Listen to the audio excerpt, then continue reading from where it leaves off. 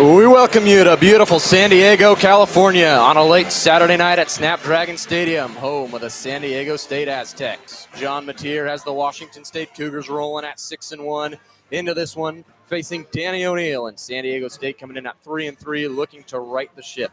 Washington State comes to town tonight for what should be a great battle between the Aztecs and the Cougars.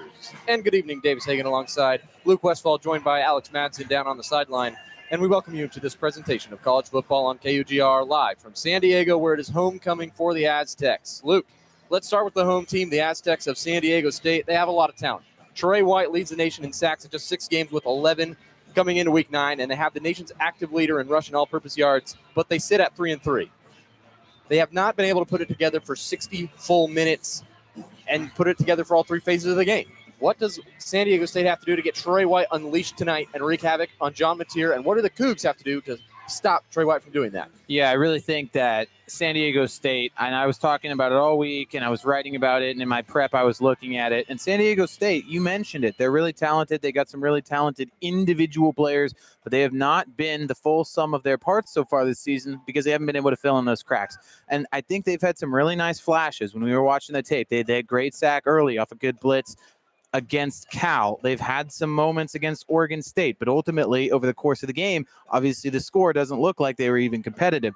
So I think what they really are going to be trying to do, and what Washington State is going to have to try and handle today, is they're going to try and find ways, like Dickert said in his press conference this week, to create those one-on-one matchups with White. He's the type of guy that, even though he plays at San Diego State, if he's in a one-on-one matchup, likely not an offensive lineman on the team that is going to be able to handle his presence the entire game. So I think you got to try and get the ball out quick if you're Washington State. And if you're San Diego State, you might want to send some pressure. You might want to send some pressure off of the side opposite of White. Force Washington State to have to overload and help out extra on that side of the line and force that one-on-one matchup with White however you can. Even if it leaves your secondary a little bit vulnerable, you need to at least give it a go.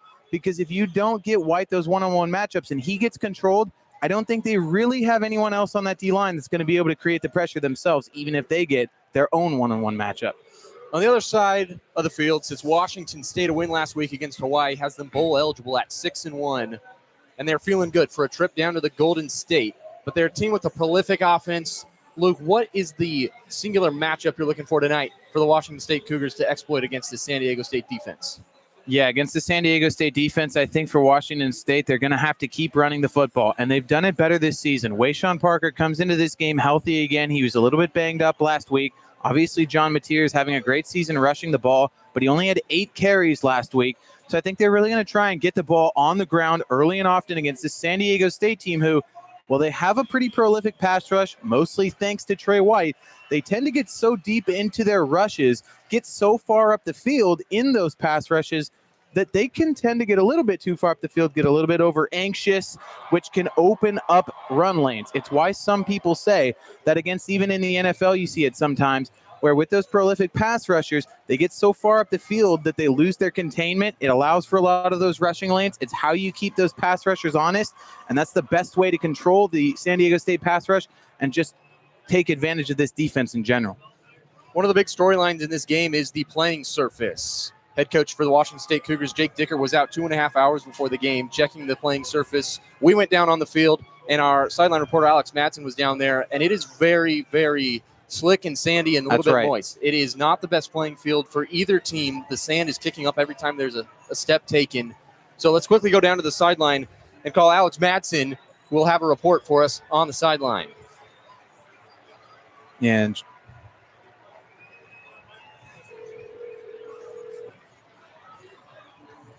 Alex, take it away. Hi, Luke. Hi, Davis. I'm down here on the field. Chants are finally starting to get full as the game's starting to get it going. National anthem plays.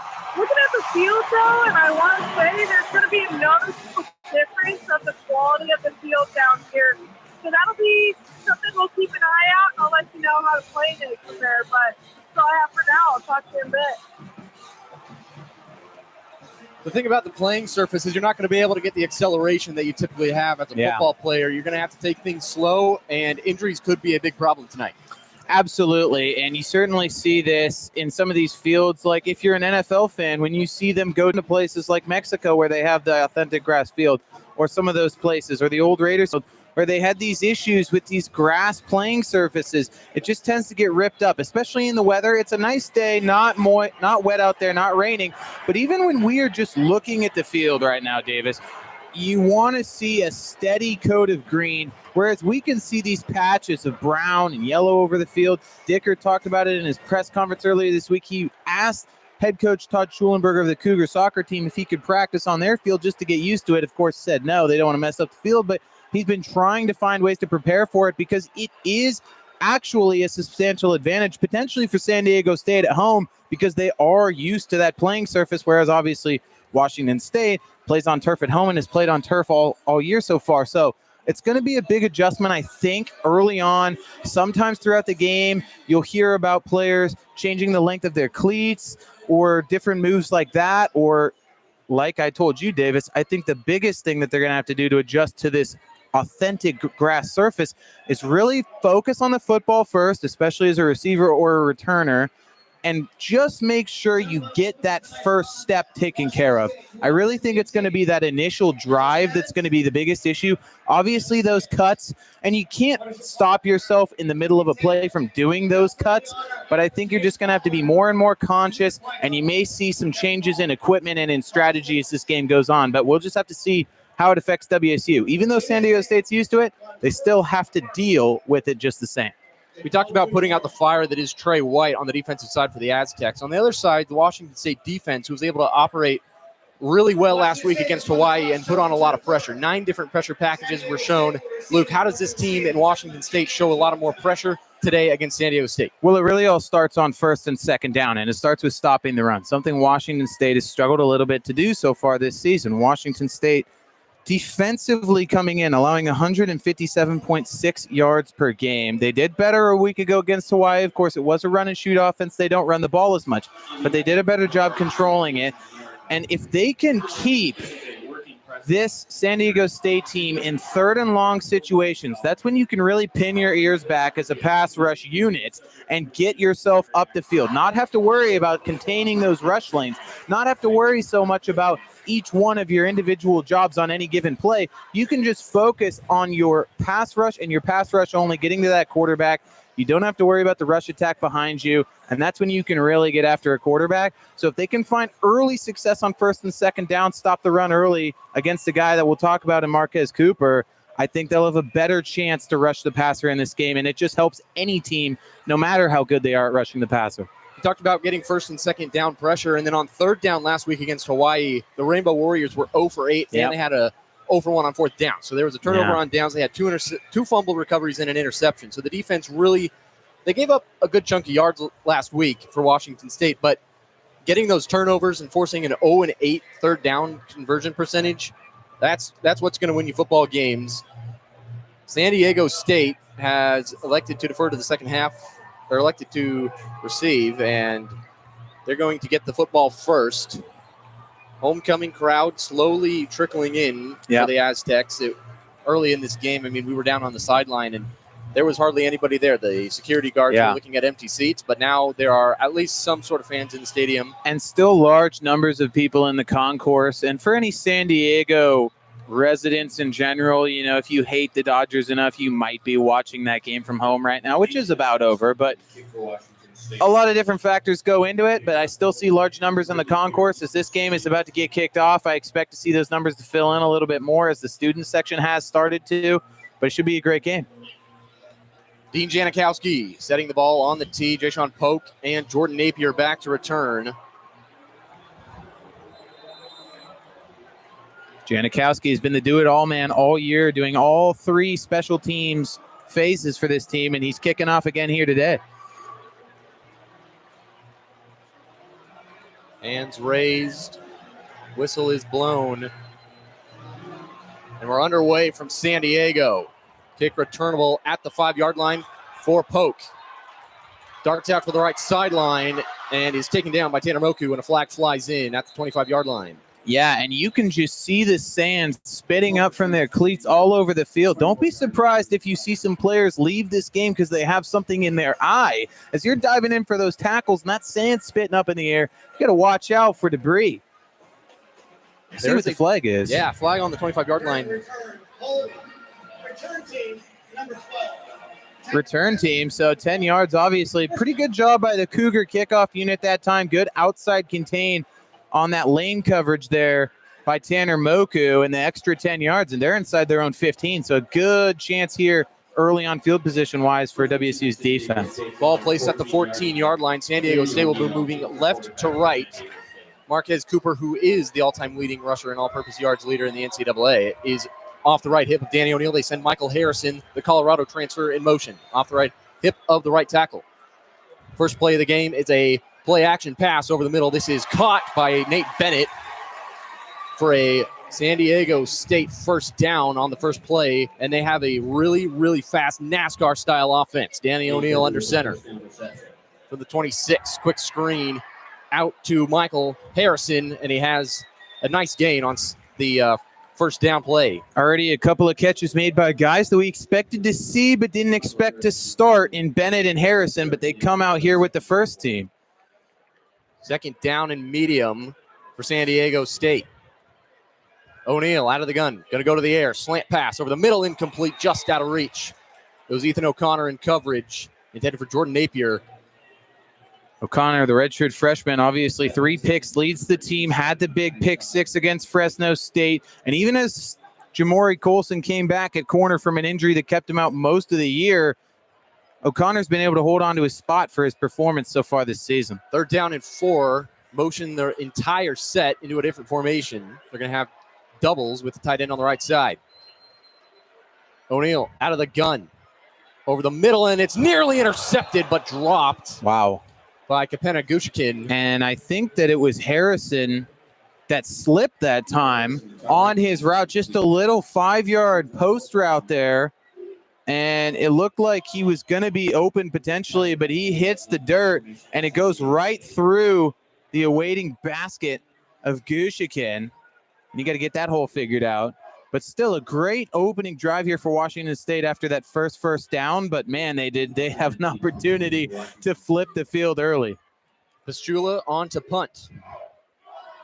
Gets it away with no problem. This one hanging in the air. Anthony Freeman running up to snag it, and he dives and makes the catch. That seemed a little unnecessary. Yep, he seriously misread that. But once you commit and you're already going for the ball, you got to try and catch it, because if you accidentally touch it, obviously it allows the punt team to jump on it, and there was about 4 or 5 Aztecs around it, no Cougs anywhere near.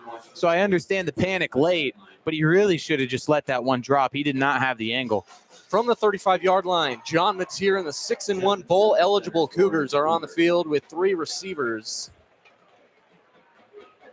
Carlos Hernandez, Chris Hudson, and Kyle Williams, with Wayshawn Parker in the backfield, getting the start today. Finally healthy. Love to see him go out of the pistol here on their first play of the game. They motion Mathers out. Mateer looking for Hudson, and it's incomplete. In and out of the hands. And that's just kind of a drop that you would have maybe expected the first couple of weeks of the season, Davis, but is really surprising here now. The Cougars in their 8th game of the season, especially with Hudson really coming on. It's my bad. From the angle back here, it looked like a drop. That ball actually tipped down by one of the Aztec linebackers. Mateer out of the gun on second down. Flag far of the field. Looking for Hudson, and he makes the catch. 2 flags. Floating out, and there's another flag. Yeah. Probably going to be not a good thing.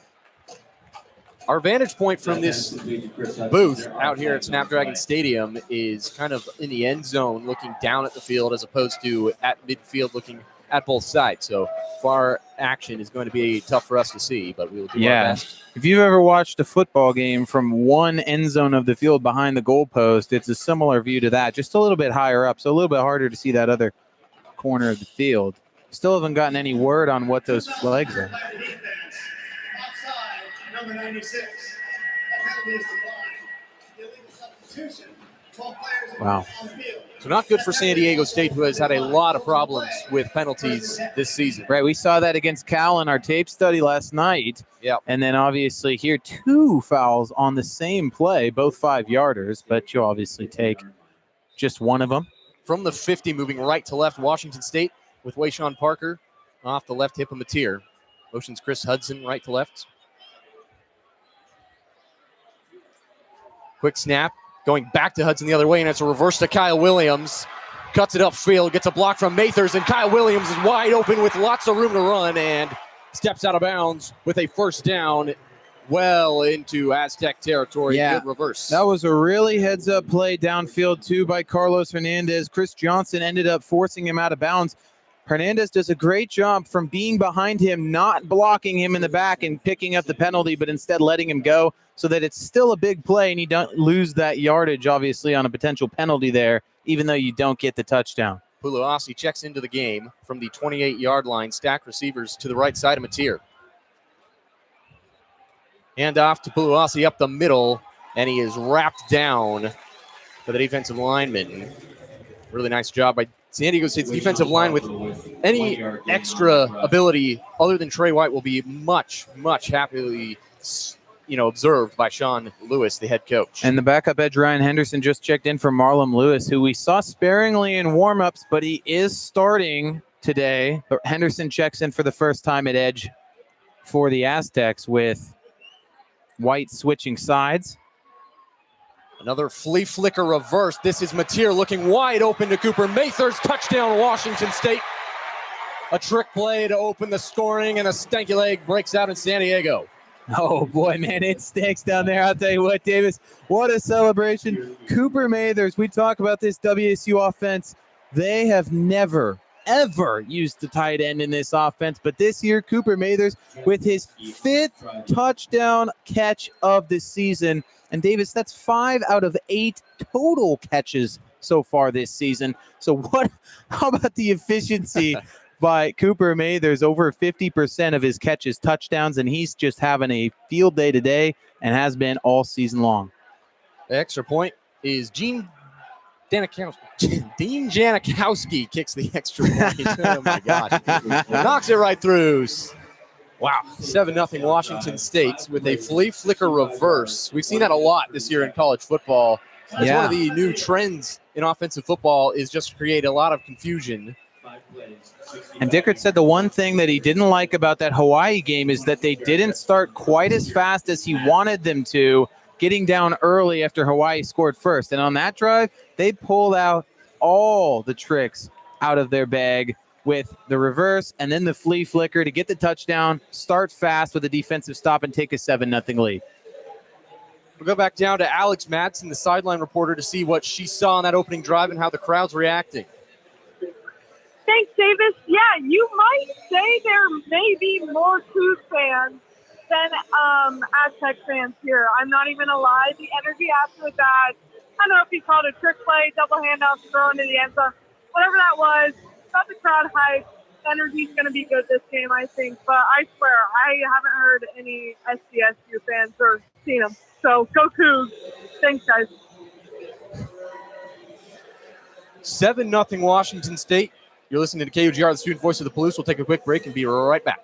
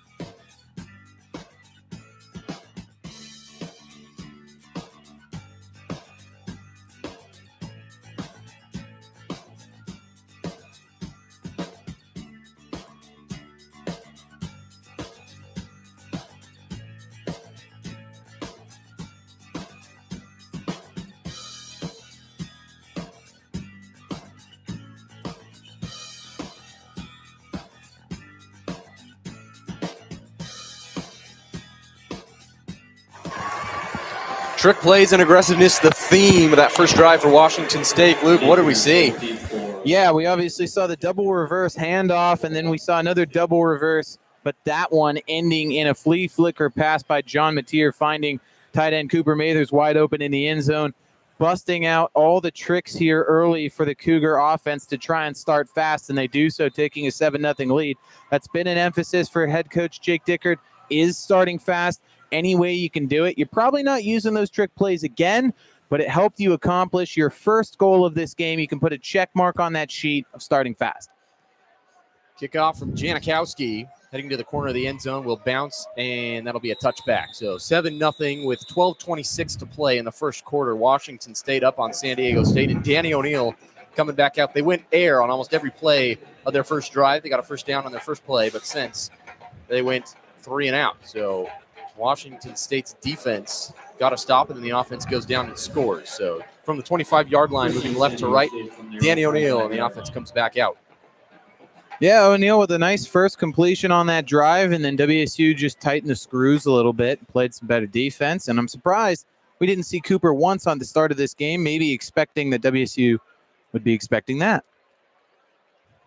They start with Cooper on the ground on cue, and Gushikin takes him down. Gain of a few on first down, brings up second and about 7 or 6. Yeah, and Marquez Cooper, obviously 4,955 career all-purpose yards coming into this game. O'Neill quickly to screen pass to Polk, and Kyle Thornton tracks him down, but enough for a first down, Aztecs. Interesting wide receiver lineup coming into this game with Bennett, Polk, and then on the other side, you got Mekhi Shaw starting this game. We have yet to see any snaps from Jordan Napier or Lewis Brown, their two main targets. Trips left for O'Neill with one receiver, Nate Bennett, out to his right. They motion Shaw. Hand it off to Cooper, trying to find a gap, and there's nothing there. Defensive line of Washington State stacks him up. Really great stuff inside that time by the big D tackle, David Gusta, and he gets all those gritty stats, the ones that don't exist on any sheet anywhere. He's stuffing all those runs, not many TFLs, but he's stopping inside runs for 1-2 yards, just playing physical football.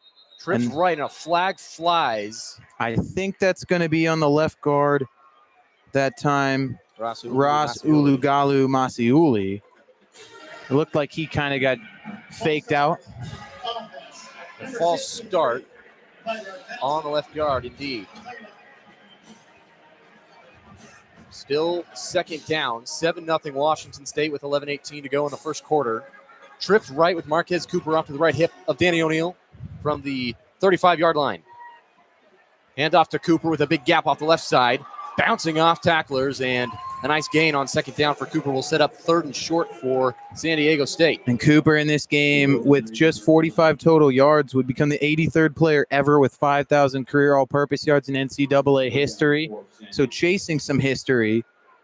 Only 2 former Aztec running backs that have ever accounted more, and that's the legend Marshall Falk, I should say, who's 31st all-time, and then the leader, Donnell Pumphrey. Play action, slant pass to Polk is nearly intercepted by Tyson Durant, broken up nicely, and it'll be 4th down for San Diego State, and the punt unit will come out. And that was a little bit of a true freshman throw that time by Danny O'Neill. He's got to find a way to lead his receiver. He had Polk. If he can put that on that left hash mark just out in front of him, instead he throws it a little bit behind where Durant was trailing, and it goes through his hands. That's the 2nd drop interception already today for Washington State. They've played really good defense. The hands so far just have not come with. Luckily, both plays were on 3rd down, and a fake punt, a jet sweep to Jayshawn Polk, and he's got a first down out past the 40-yard line of the Cougars, and he steps out. First down, San Diego State, and trickeration is the theme early. The defense will have to come back out for the Cougars, and Danny O'Neill back to the offensive side. For the Cougars show their best. San Diego State comes out with something similar. Obviously, Jayshawn Polk, former track runner, won the Georgia 5A state championship in the 440-meter dash back in high school. He's got the speed, he's got the athleticism, and that time he had the element of surprise on his side, and WSU is going to need to tighten things up on the special teams unit. From the 35 of the Cougars, Danny O'Neill with 3 receivers to his left, as well as Marquez Cooper. Play action. Quick pass to Napier for the first time, and that's caught. Tyson Durant takes him down. Nice gain for San Diego State. Obviously a bye week last week, but 2 weeks ago against Wyoming in the win, Napier had 2 big catches, a 53-yard catch, and then on the next play, a 27-yard touchdown catch to have his best game of the season, totaling 4 catches for 91 yards and that touchdown against the Cowboys in a win. Still 7-0 Washington State with 9:35 to play. Motion Harrison from right to left to the offset of the hip of the right tackle. Danny O'Neill looking for Marquez Cooper wide open, and it was underthrown. And he had to slide down to try to make the catch, and it's incomplete. Good coverage that time by the linebacker, Parker McKenna, underneath. Of course, he does get bailed out a little bit by that ball being short, but they bring Ethan O'Connor off the blitz, so O'Neill can't put his full body into that. If he could have, he had Cooper wide open for a touchdown, which would have been Cooper's first ever receiving touchdown in his collegiate career. Instead, it falls incomplete on a play that would have been an easy touchdown had O'Connor not come on that blitz. Stack receivers both sides. Danny O'Neill looks left, and he's going to fire it to Napier, and he's blasted. Wow. Did not get very far. Another really nice play that time by this WSU linebacking core. I think it was Thornton who was there on that tackle. Ansel Dimbu down and will have to be helped off the field. He had a tremendous week last week against Hawaii. It was an absolute wrecking ball. Yeah. But down and helped off the field. 1.5 sacks last week for Dinbu. It was his first 1.5 sacks of his career as a true sophomore, so it definitely was his best week of his collegiate career. Left-footed kicker Gabriel Placencia on for the field goal attempt. 9 minutes to go, still 7-0 Cougs. Could it change here? Placencia's kick on the way, and it is good. Nice kick from Gabriel Placencia, and it's 7-3. A 46-yard attempt goes through the uprights. Aztecs cut the lead to 4 with 8 minutes and 54 seconds to go. And a nice little dance there by Placencia. Congratulations to him on a nice hit. His career long is 50 yards, which he hit this season. 5 of 6 improves to 6 of 7 on the year for Placencia. San Diego State with a nice little response, mostly helped out, obviously, by that fake punt. So WSU trying to not tighten up just the defense, but also that special teams. 7-3 Washington State. Offense was rolling, but a fake punt from San Diego State sets up a field goal. You're listening to KUGR, the student voice of the Palouse.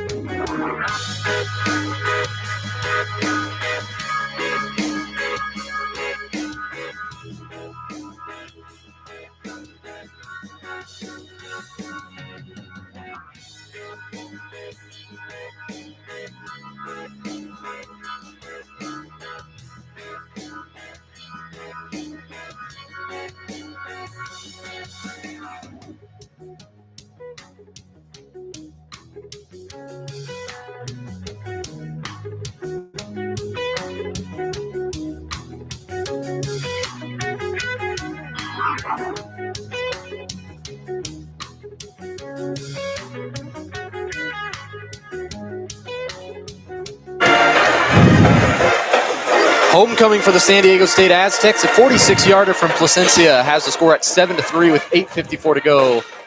Luke, we've seen some trick plays from the Washington State offense, and we didn't get to see them after that fake punt. But the Washington State offense, what do they have to do to get back into a normal rhythm if they've exhausted all the trickeration? Yeah, well, we really didn't see a ton of them running the ball. We saw a couple of Parker attempts. We obviously haven't seen anything really on the ground yet from John Mateer, and I think that's a positive. That's obviously something that most teams have been trying to stop this year. It's what Hawaii came out trying to stop, and that's why they went so far away from it a week ago. And so it's a really positive sign for WSU that they haven't even had to use Mateer's legs yet, and their offense is already on a roll. So I think if they have to, they can resort to that. But I would love to just see some traditional old-fashioned runs, some quick screens, quick slants, just to get things going a little bit. Maybe they take a shot, but probably just not with the trick play. Placencia kicks it off. This ball will bounce out of bounds, and flags will fly. They were trying to pin him there, but a really nice job by the up man that time for Washington State of letting that go, even though he had to back up for it. A good job kind of knowing his surroundings and reading the field, letting it bounce out of bounds. Gives Washington State, obviously, very good field position. So John Mateer on the offense will come back out. He's 2 of 3 for 41 yards and a touchdown. 7-3 Washington State, 8:54 to go. They also had that 22-yard rush with Kyle Williams, so it's really been explosive plays. You're talking about 22 yards, 26 yards, 15 yards, and then the 2-yard run by Pulalasi. So they have really hit it deep so far, and I would love to see them get something going underneath. Empty set from Mateer, direct snap, and a quarterback keeper. Design run, and he picks up a few.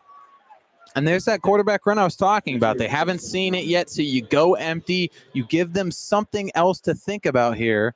You want to put as many things on the table early. Yes, you might exhaust your play sheet a little bit, but also you make that Aztec defense think about multiple different things on any given play. 2nd down and 6 from the 39-yard line. Motion Mather, so we have 4 receivers to the Washington State right side of Mateer. Hand off to Parker, bounces it out, and he is wrapped down with really not much gained. It's Dale-Sean Staley blitzing in and making a nice tackle. Good tackle up there from the secondary. First carry we've seen so far for Wayshawn Parker, who's just back to 100% health this week. And head coach Dickert said this week that he wanted to make sure Parker wasn't getting too comfortable, led the team with 83 carries coming into the game as just a true freshman. But I think we'll still see plenty of juice out of those legs, even though it's his first real full collegiate season. 3rd and 5, 7-3 Washington State has the lead. Mateer out of the gun. Flushed out right, hits Meredith wide open. Out past the 40-yard line of the Aztecs, all the way down to about the 35 before he's tracked down by Owen Chimbliss.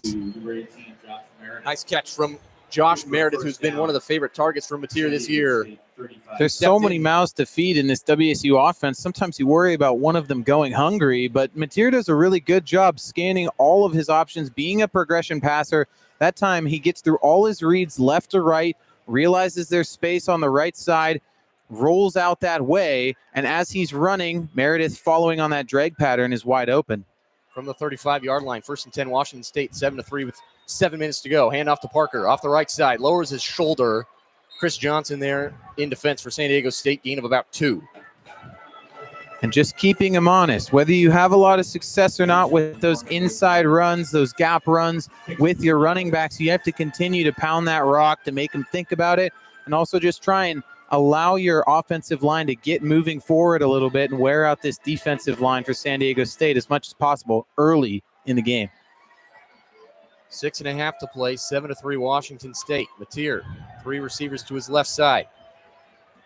Shift Pulalasi also to the left side from the 32-yard line. Hand off to Pulalasi up the middle, spins off a tackler, and Tano Latuli with the tackle. And a 3-yard pickup there. You get it into 3rd and pretty manageable. This is a good spot, especially this deep in Aztec territory. You obviously trust Janikowski, but if you set up a 4th and short enough, you have to feel confident with all the different aspects of this offense, whether it's Mateer and his legs, his arms, your receivers, your running backs, the way your offensive line has looked the last couple of weeks. You have to feel confident in a 4th and short situation to go for it. With a 29 empty set, Mateer direct snap, trying to break tackles, and he stays on his feet until Eric Butler takes him down, and that's not a first down for Washington State. San Diego State's defense with a really nice play. I think they're going to give him about a yard here, so a 4th and 3. This earlier in the game, it's really about how aggressive you want to be. How do you want to set your tone? And it looks like Dickert's going to show some confidence in his quarterback here and at least give San Diego State a look. I hope they're not just showing something and calling a timeout, because you would hate to waste a timeout this early in the game. Glenn Baker checks into the game, the bruiser of the running back group, off the left hip of Mateer. From the 28, snap to Mateer out of the shotgun. Pressure coming, flushed out. Mateer tucks and runs, stumbles and pushed out of bounds. Flag behind the play. And that's probably going to be a holding on the WSU offensive line. And Mateer had nowhere to go. The only receiver on the left side of the field was Mathers, and there were about 4 Aztec defenders. I think Mateer just rolled out the wrong way that time because he went with where he could go, which was that left side. Holding offense. Number 76. And it was on Pole. Holding on the offense. So San Diego State makes a stop on 4th down. The Aztecs get the ball back. Down 7-3 with 5 minutes to go. You're listening to KUGR, the student voice of the Palouse.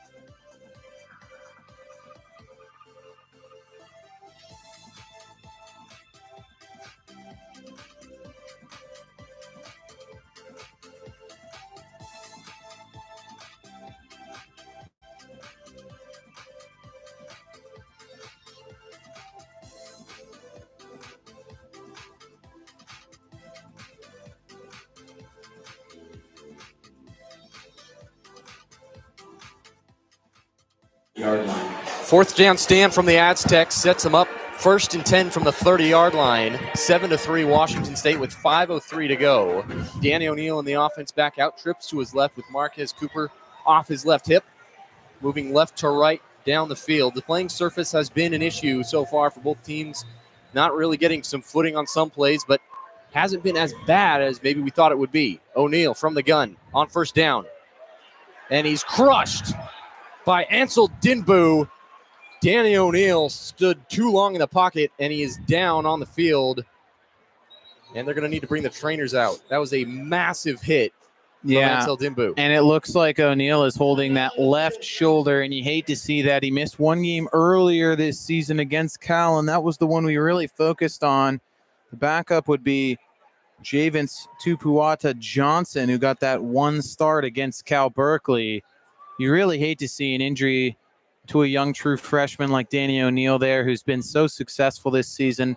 Mountain West Freshman of the Week in his last 2 performances against Hawaii and Wyoming in 27-24 wins in both games. But you have to speak, obviously, to the toughness and to the grit, and now the success coming at the end of it for Ansel Dinboo, who a year ago had no sacks, no tackles for loss as a true freshman on the interior of the D-line, had none of either of those stats coming into last week's game. Then 1.5 sacks a week ago. Dickert talking about how it was his best week as a Coug so far. And now he goes out of this game early with an injury, comes back in, and then makes the big play to get the sack. And you obviously hope O'Neill's all right, but what an effort so far here for Ansel Dimbu. We'll take a quick injury timeout and be back on the other side. You're listening to KUGR, the student voice of the Blues.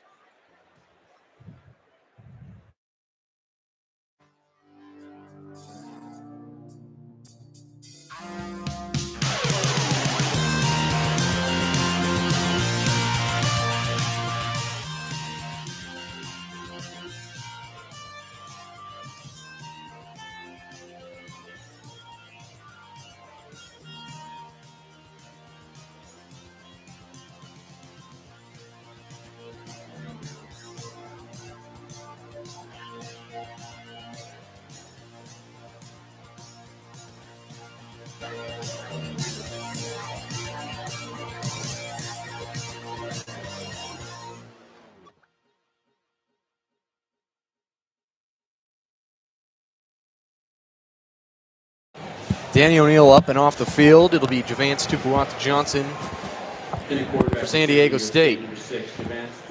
I think the good news for O'Neill is he was pointing and holding at that left shoulder. Obviously still could be a complication, but at least it's not a complication with that throwing shoulder, which obviously you're using much more often. Johnson takes the snap and will hand it to Cooper, and a big gaping hole off the left side. Boys taken down by Gushikin, and a good gain from Marquez Cooper. He picked up all that penalty yardage, a couple more. Even though Cooper is such a successful rusher, 3 consecutive 1,000-yard seasons, 2 with Kent State, 1 with Ball State a season ago, he's never really been a big run guy popping things off, just right around 4 yards a carry every year. 3rd down and 8 for San Diego State. Cooper off the right hip. It'll be Johnson out of the gun. Quick pass to Bennett with a diving catch out around the 40, and it's enough for a 1st down. San Diego State. Tupuata-Johnson with a nice play coming in for the injured Danny O'Neill. 7-3 Washington State. 3:50 to go in the 1st quarter. Trips right. And a false start on the left tackle, it looks like. Flags fly in. Christian Jones. And again, penalties an issue for San Diego State. There'll be a line change for the WSU defense. Bring in some fresh bodies. And again, San Diego State behind the chains. 1st and 15.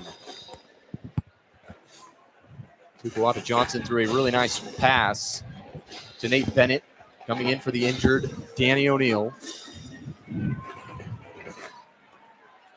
Yeah, and a new face out there, running back for San Diego State. Cam Davis gets the carry, and he has a burst of speed. Davis cuts it back, and he's gone up the middle of the field, and he's blasted by Alukta, but a big 1st down for Cam Davis. Cam Davis, 1st carry so far today. Finally getting in the rotation, and there is a Aztec player back behind the play here. Looks like one of their linemen. Can't see the number quite yet, but man, what a hole off that right side. Davis just bursting through it, shiftiness in the open field as well. He looked excellent on that handoff, but you hate to see another injury early on here for this San Diego State offense. We haven't even talked about some of the injuries they're currently working through defensively. And it looks like it's Tyler McMahon, the right guard, who's down out there. But a 38-yard pickup by Davis. How about that? Yeah, coming into this game. He had 4 carries for 11 yards with a long of 4. Yeah. So that'll get you going. I mean, sometimes you're just so talented and you just haven't seen that seam yet on one of your carries. You get the football, all of a sudden you see a hole, your eyes open wide, and you really start to run a little bit. You're not being so patient in the backfield. You just let the gas go, and you just take off. And he did it that time, and he looked really shifty in the open field. He's a little bit smaller of a back, too. So if they start to use him because of that carry, he's got to be the type of guy that I imagine you're trying to find ways to get in the open field as they did with that outside zone concept. McMahon still down. Washington State and San Diego State. 7-3 from Snapdragon Stadium. We will take another quick break and be back. You're listening to KUGR, student voice of the Palouse.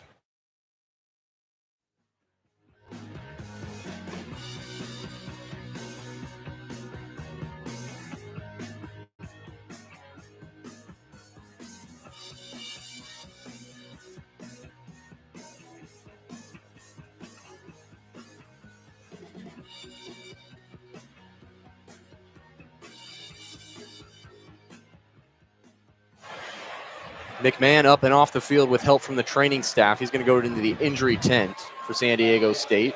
And Danny O'Neill still not back in. It'll be Tupuata Johnson once again with Cam Davis in the backfield.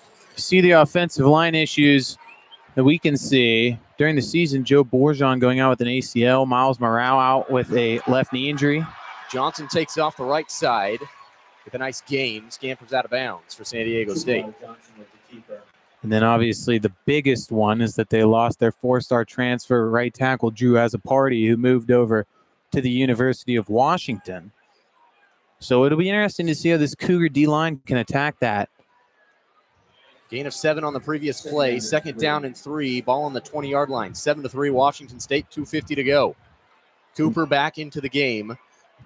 The new right guard is Saipale Fuimano. Motion Napier.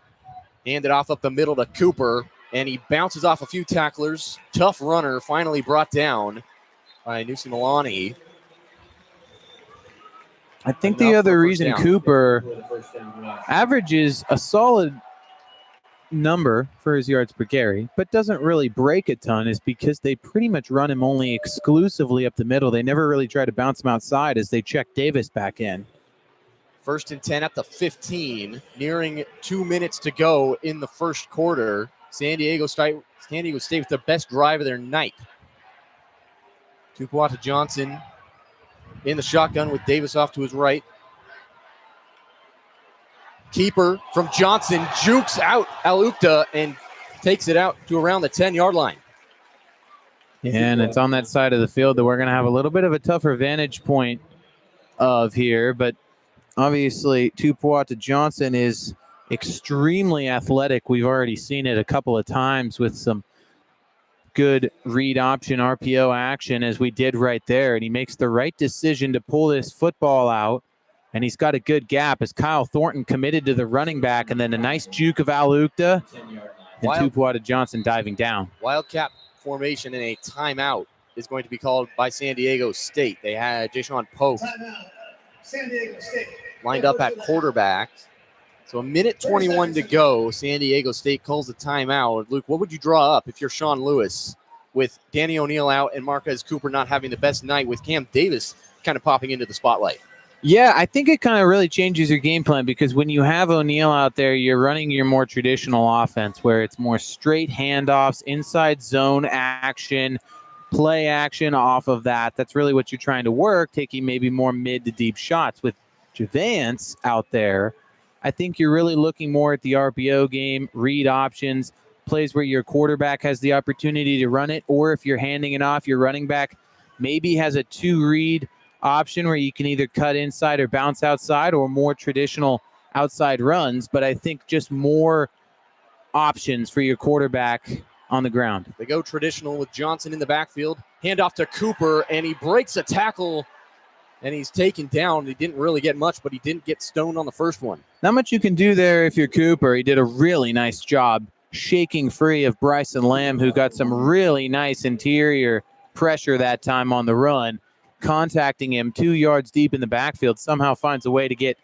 back to -1 on the gain in total. But a really nice play by the WSU defense, and Cooper just had nowhere to go. Under a minute to go, just around 45 seconds, 7-3 Washington State in the first quarter.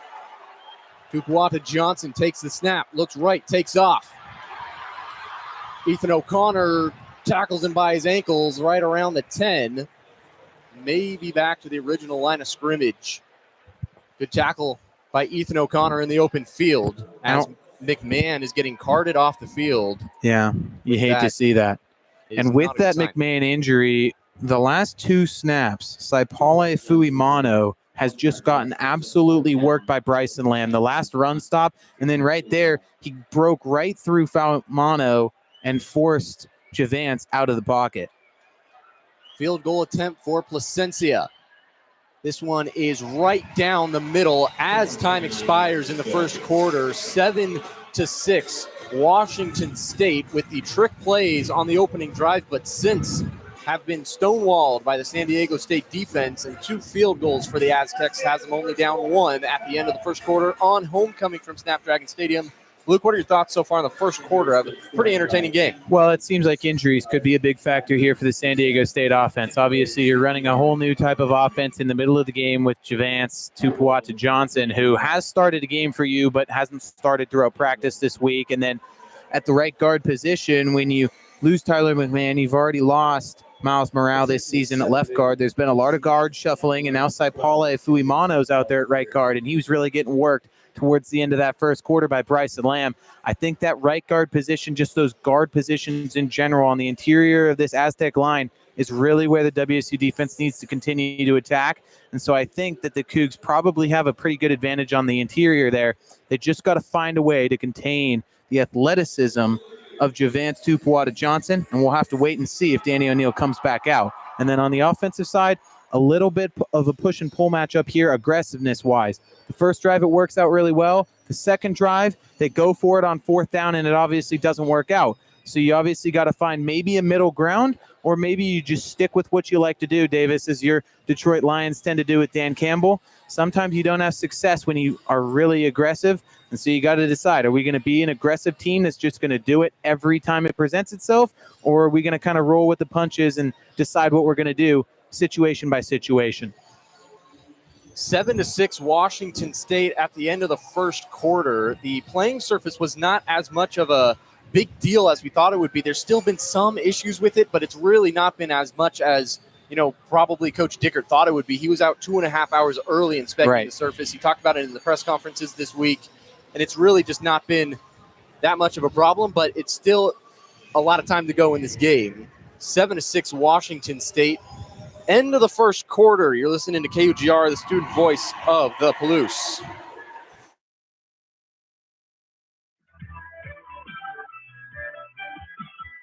If you're satisfied with the message, press 1 to listen to your message and re-record.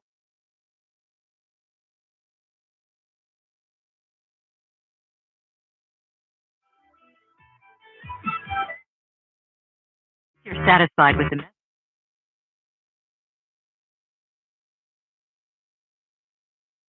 to continue recording where you left off, press 4.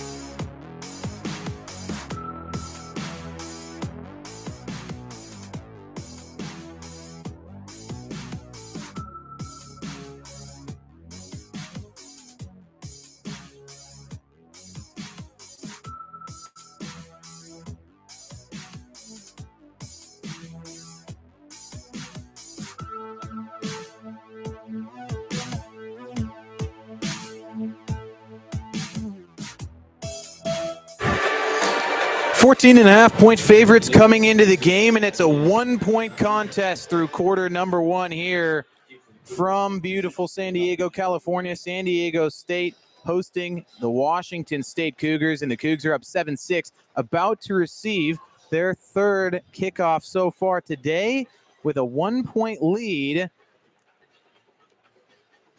Everything is squared away. The kick is away. Smithson back to return. He takes a step back. Now gathers, runs forward, left side, cross the 20, scampers out on the sideline where he's knocked down at about the 26-yard line. And Davis, drive number 1, aggressive, a couple of trick plays. WSU scores a touchdown. Second drive, they're in San Diego State territory. Aggressive again, go for it on fourth down. They don't get it.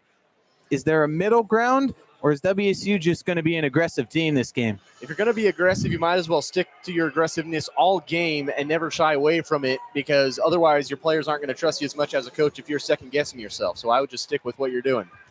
John Mateer opens up here with Leo Pulalasi to his right, single back set, motions the tight end Mathers to the right side of the line. Now rolling out right on the boot. Here's a throw right side, caught Williams trying to shake the tackler on the outside, Chris Johnson, but he brings him down at about the 32-yard line. So a good first down pickup of about 8 yards here for Washington State as they quickly get on the ball again here. Matier motions Hudson to the left where they have trips wide. Williams out to the right side. Again, single back set to the right of Matier here with Pulalasi. Four-man front for the Aztecs. Matier, three-step drop, looks right side, fires, hits Pulalasi out on the sideline. There's a flag there. Forced out that time by DJ Herman, the linebacker for San Diego State. And we'll see what that flag is. Would be a first down, I believe, if... And that's going to be an offsides that time on Trey White, the prolific pass rusher for San Diego State, who leads the nation with 11 sacks through 6 games. But that time a little bit over-aggressive, jumps off sides. So they'll move it up here to the 38-yard line for first and 10 for Washington State. Pulalasi in the game again. Mathers on the right side, trips left. Play action. Matier looking left, going deep, looking for Williams, just out past his outstretched hands. A little bit of an overthrow that time, and it'll be second down and 10. Just a little bit off from John Matier. He has the arm strength to get it down there, just not necessarily the accuracy on that play to get it into the hands of Kyle Williams.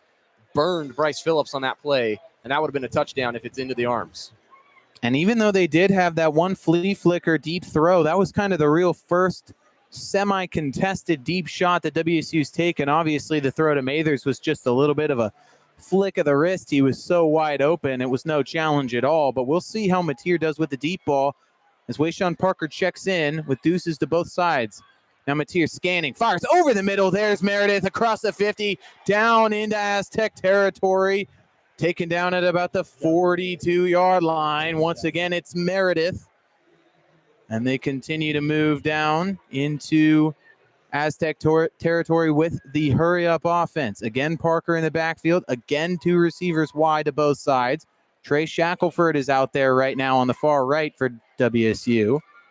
Austin P. transfer from the gun. Matier, quick throw right side. Hudson, one-on-one, and he's forced out of bounds by Trey White in space for a minimal pickup. One of the interesting things for San Diego State, and it was mentioned in the press conference on Monday to Sean Lewis, if the starting linebackers are in number 5, number 21, Owen Chambliss and Tano Latuli, those guys both have clubs on their hand, and that's really hard to make tackles and catch the ball. So that's something to keep our eye on, is the clubs for the linebackers of San Diego State. Yeah, and that's why they have DJ Herman out there right now at linebacker. Here's Matier, quick throw right side. It's caught, quickly brought down there is Trey Shackelford. Immediately brought down by Chris Johnson. But Shackelford, with just his 8th catch so far this season, first-year player at WSU from Austin P. Part of a large overhaul of their receiver room this offseason with guys coming in like Chris Hudson and Shackelford. Third down here. They need 1. They're on the 34. It's Pulalasi in the game. 2 tight end set with Billy Revere. They motion Hudson across the formation. It's a run here. Matier, and he's through for a first down. Finally brought down from behind by Tano Latuli, but John Matier using his legs that time with the lead blocker. Pulalasi gets the first down. That was a big third down conversion for Washington State. If you don't get that, you might have to either punt at that point because you're pretty far back. But Washington State does a good job to get that, and John Matier just using his legs time and time again this season to bail out the Cougs. From the Aztec 28, first down and 10. Cougs with a 7-6 lead, but knocking on the door here. John Matier with Pulalasi, trips left. Pulalasi motions left. Quick throw left side, a diving attempt by Hudson, but it's incomplete, and that throw just a little bit too far out of the reach of the diving Hudson, and it'll be second and 10. Chris Hudson made a really nice diving catch against Portland State in week 1. That time just could not grip it. It was a little off target from Matier, and our vantage point had a perfect line on that, and if Hudson didn't really tip that, it could have been a lot worse for Washington State. Matier, his best completion week a week ago against Hawaii, going 23 of 27, over 80%. So far today, just 3 incompletions. Looking right side. Now Matier steps through the right side of the pocket, taking off, and he's wrapped up and dragged down for a gain, but not much. From our angle, hard to see any hashes, but Matier is able to it looks like, get 3 yards on that play, down to the 25. So it's going to be 3rd down and 7 here for Washington State. Parker in the backfield, 2 receivers wide both sides. From the shotgun, John Mateer moves Parker to his left hip on the right hash. Now Mateer drops, looking left, fires on the slant pattern. It's tipped up and it's intercepted. A flag is down, but it is intercepted that time by, I believe it was Johnson.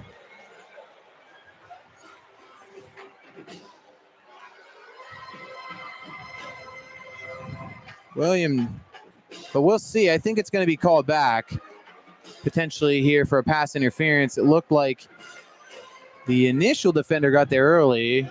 If it does stand, it would be William Nemo. And they call a pass interference. They didn't say who was on. But pass interference on San Diego State. So instead of a drive, potentially game-altering interception for John Mateer, it's a pass interference and a WSU first down to enter the Aztec red zone. Those are the kind of breaks that can win you these type of games in a 7-6 kind of a battle, a slugfest. Those type of breaks can really catapult you to an extensive lead in this game. Schlenbaker into the game here, single back set. 2 receivers stacked right. Now Tripp stacked there with Williams. Mateer running left, lead blocker Schlenbaker jumps, cuts past 1 defender, and is brought down after about a 2-yard pickup. Down to right around the 15-yard line. They'll mark him at actually the 16, so just a 1-yard gain. So far, those quarterback runs, at least the designed ones, have yet to find any real success here from Mateer. They set up for 2nd down and 9 from the Aztecs 16, trying to expand upon a 7-6 Cougar lead. Now Mateer, play action, pulls it out, looking right side, throws right corner of the end zone for Meredith, and it's over his head. Really no chance there. Meredith not even looking for the ball. That one out of the back corner of the end zone. A few throws from Mateer on this drive alone that have been kind of wayward, and he hasn't really, made a huge mistake. There was the interception that got called back, but lucky for Mateer is that these plays have not resulted in turnovers. Good job in coverage that time by Deshaun McEwen, who is ready for kind of that late break on the route to the back corner of the end zone by Meredith. 3rd and 9 now from the 16. Cougs trying to come away with 6 instead of 3. Single back set off the left hash. Mateer looking right, fires towards the end zone. It is a sliding catch by Shackelford inside the 5-yard line, covered by Chris Thompson.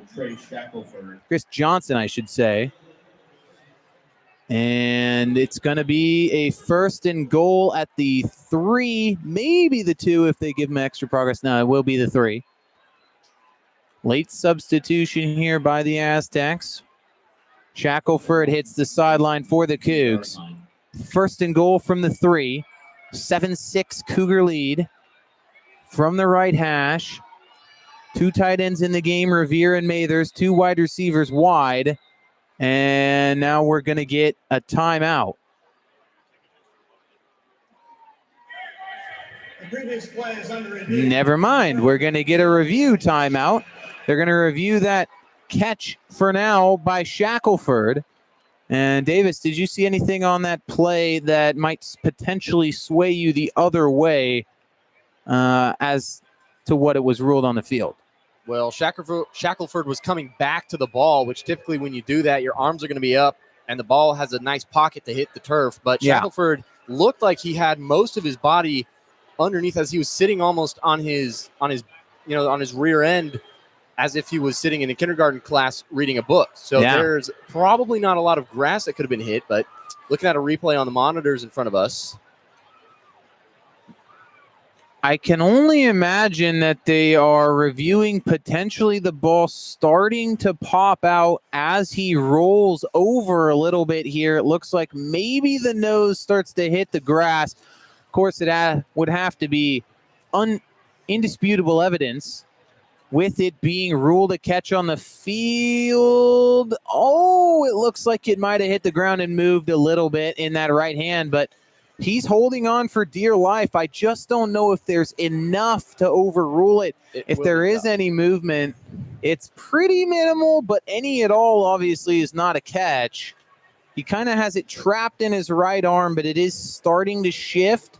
Never comes out, though. We'll get a ruling here. After review, the ruling of the catch stands as It is stands. I think that's probably the right call because there's just not enough to overturn what the call on the field was, which was a catch. And oftentimes that's the result, is whatever was called on the field stands, especially in a play like that where it moves, but he really had a good grip on it with his bicep. A good timing throw by Mateer. A nice job by Shackelford to hold on tight.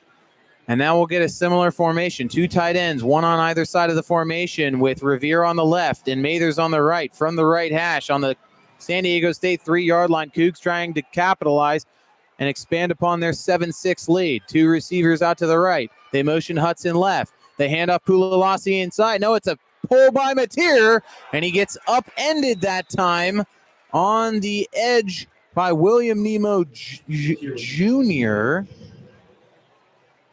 for a minimal gain. Again, the Mateer run largely unsuccessful. He got to about the 2, and so it'll be 2nd and goal from the 2. Again, a 2 tight end set. From the I formation under center here, a rare formation for the Cougs with a fullback in Mathers. They go handoff, Pulalasi up the middle, and he gets cut down immediately.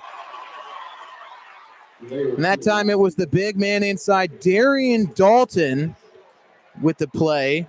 His dad, Donnie, who played football at Minnesota. His brother, Donovan, a defensive back currently at Hawaii. Some good football lineage in Dalton with the big goal line play that time. It's a loss of 1, and it'll be 3rd and 3. From the gun, it's Mateer and Pulalasi. Now a heavier formation. 2 tight ends left. Single receiver out both sides. From the right hash, Mateer motions Williams left. Now a handoff up the middle with Pulalasi, and he is again short. And it was again Dalton with the stop. So Davis, 4th down and goal here. Looks like they're going to go for it. Any calls you'd like to see? I say just pound it right up the middle. San Diego State's defense has been strong, but are they strong enough to hold off this 1 more yard? I formation again. The fullback, Cooper Mathers. The running back is Leo Pulalasi from the right hash. Cougs up 7-6 with 7:20 left to go here, 2nd quarter. Here's a quarterback sneak with Mateer up the middle. And it's a touchdown, Washington State. 1-yard touchdown. It took 4 tries from the 3-yard line and inside, but the Cougars punch it in. And now a chance for Janikowski to double the Cougar point total and expand upon the early lead. With 7:19 left here to go in the 2nd quarter, Janikowski on to try and make it a 14-6 Cougar lead. And the kick is up, and it is pure. 14-6 Washington State. They had to labor their way down into the red zone and then into the end zone. But for the 2nd straight drive, the Cougars go for it on 4th down, Davis. This time they pull it off and take a 14-6 lead. It hasn't been pretty so far for Washington State, but they've forced their way to this 14-6 lead. What did you see that maybe gave you some confidence in this offense going forward the rest of this game on that drive? I would just say the lower leg strength of John Mateer is absolutely amazing. There's the fact that he can plow through a defensive line on the goal line and also maneuver himself in the open space is pretty impressive. We don't typically see quarterbacks that can do both. But for Washington State, getting John Mateer in the open field has worked all season, and there's no reason it won't work again tonight against San Diego State's defense. They've only ran a few quarterback design runs, but I would expect a lot more from Ben Arbuckle in this offense to continue to work Mateer into the game plan. Take a quick peek, Davis, over at the out-of-town scoreboard. Some good late-night football going on, and we were watching some of the early windows. Not a whole lot of close games, despite there being some big games around college football right now, but some fun ones potentially for your commercial breaks. Kansas State, the 16th ranked team in the nation, up 29-27 in a big rivalry game over against Kansas. Heading into overtime, second overtime now, 22nd ranked SMU and Duke, and Colorado with Coach Prime up 17-14 on Cincinnati. The only other update I'll give, Indiana, 13th ranked Indiana with a 31-17 win early in the morning over those Washington Huskies who fall to 4-4. But Davis, any games that have really stood out to you today so far or that are still ongoing that maybe mean a little bit more or have more implications towards Washington State at all? Well, for Washington State, I would just keep your eye on the Mountain West as a whole. I think the game tonight against San Diego State here is a great one to keep your eyes on, obviously. But just around, college football, Fresno State got a win against San Jose State. Washington State, obviously, a few weeks ago in that Friday night thriller, that was an insane game. And a lot of people thought San Jose State was going to be, competing for a lot more wins than they have this season. Yep. So a nice win from Fresno State. But some of these teams like San Diego State, Boise State, Colorado State, Utah State, and Wyoming, that was a good one earlier. Those teams being in the Pac-12 and moving forward in future years, those are just kind of fun things to keep your eye on as Coug fans. WSU has a bye week after this, but then they take on Utah State, who just doubled their win total and broke their streak of 6 consecutive FBS losses, with a road win over Wyoming 27-25, another team on WSU's schedule towards the end of the season. One thing I want to mention quickly is that Danny O'Neill was back on the sideline with his helmet on, so it'll be interesting to see if he's back in the offense instead of Tupuola Johnson. Dean Janikowski ready to kick this football away.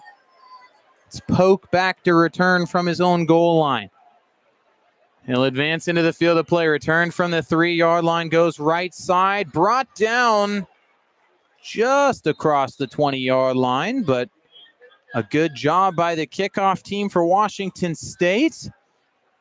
And we will see who comes out a quarterback here for San Diego State. Obviously, we saw a little bit of Danny O'Neill. We saw a little bit of Tupuola Johnson.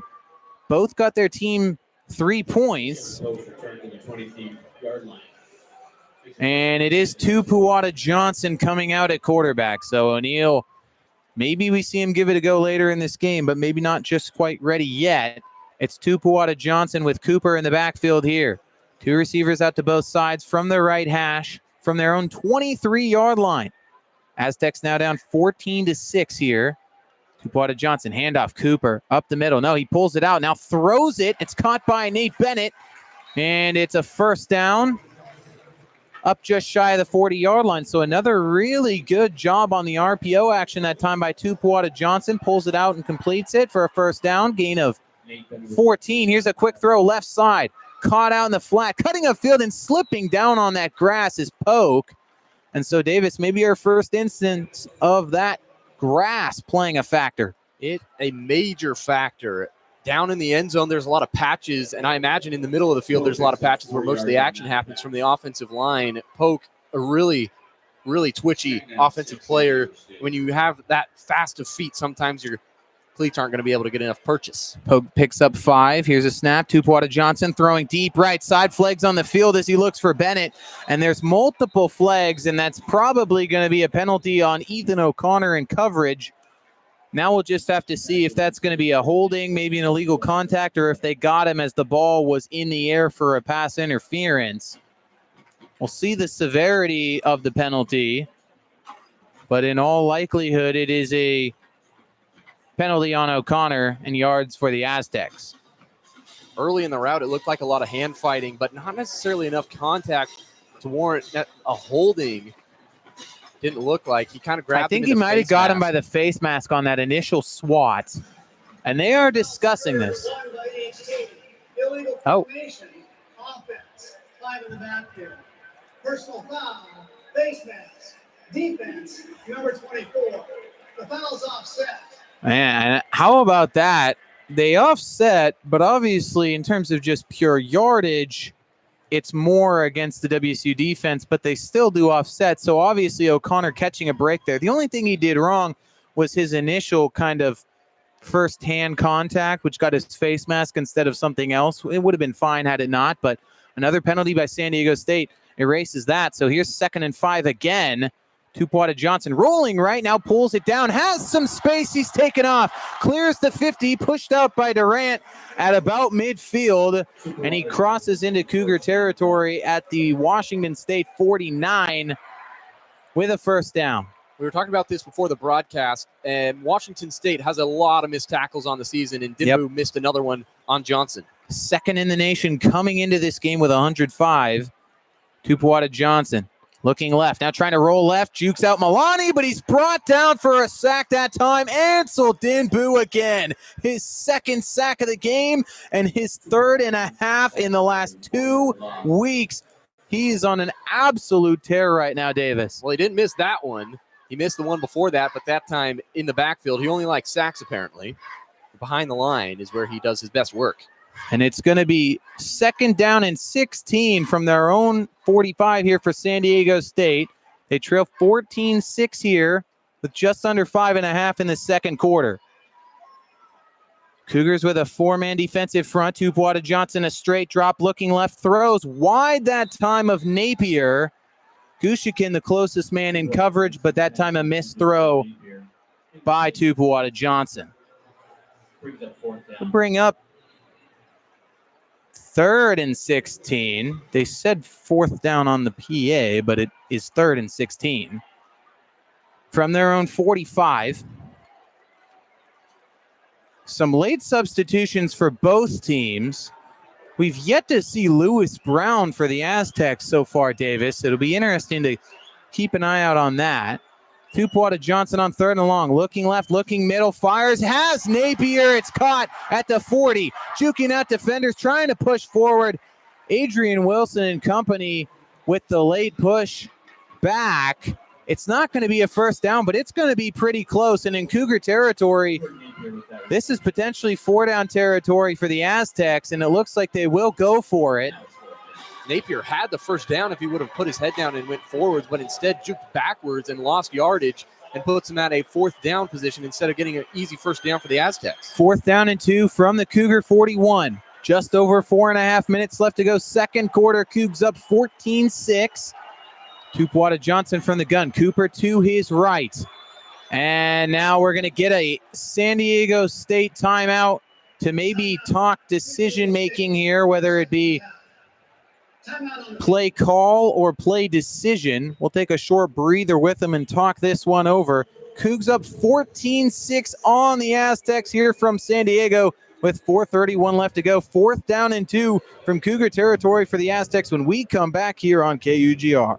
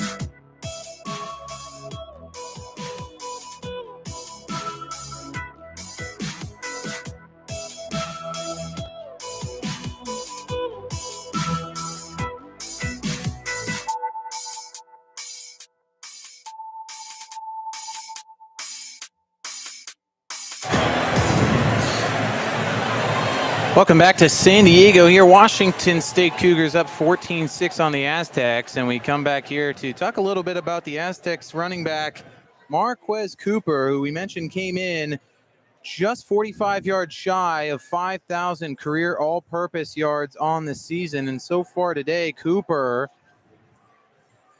has totaled 28 yards so far. So he's nearing that mark. But Davis, some historical figures, not just from him, but from some other players around him. Do you want to talk about that? Well, Devin Neal, the running back of Kansas University, the Jayhawks, has now 41 touchdowns as of today.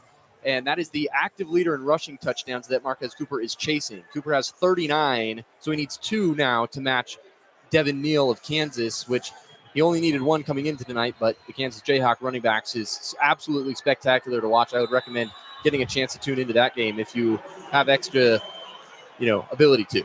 4th and 2 from the Cougar 41. Handoff Cooper left side, and he is stopped short of the line to gain. The defensive stop for Washington State. Keith Brown and company, and the Cougars get the job done on 4th down. And after a couple of dramatic 4th down plays on the last 2 Cougar offensive drives, they make the big play defensively. And John Mateer in the offense with the big stop, a chance to expand upon the newfound 14-6 lead after their defense defended it from their own 42 when we come back here on KUGR.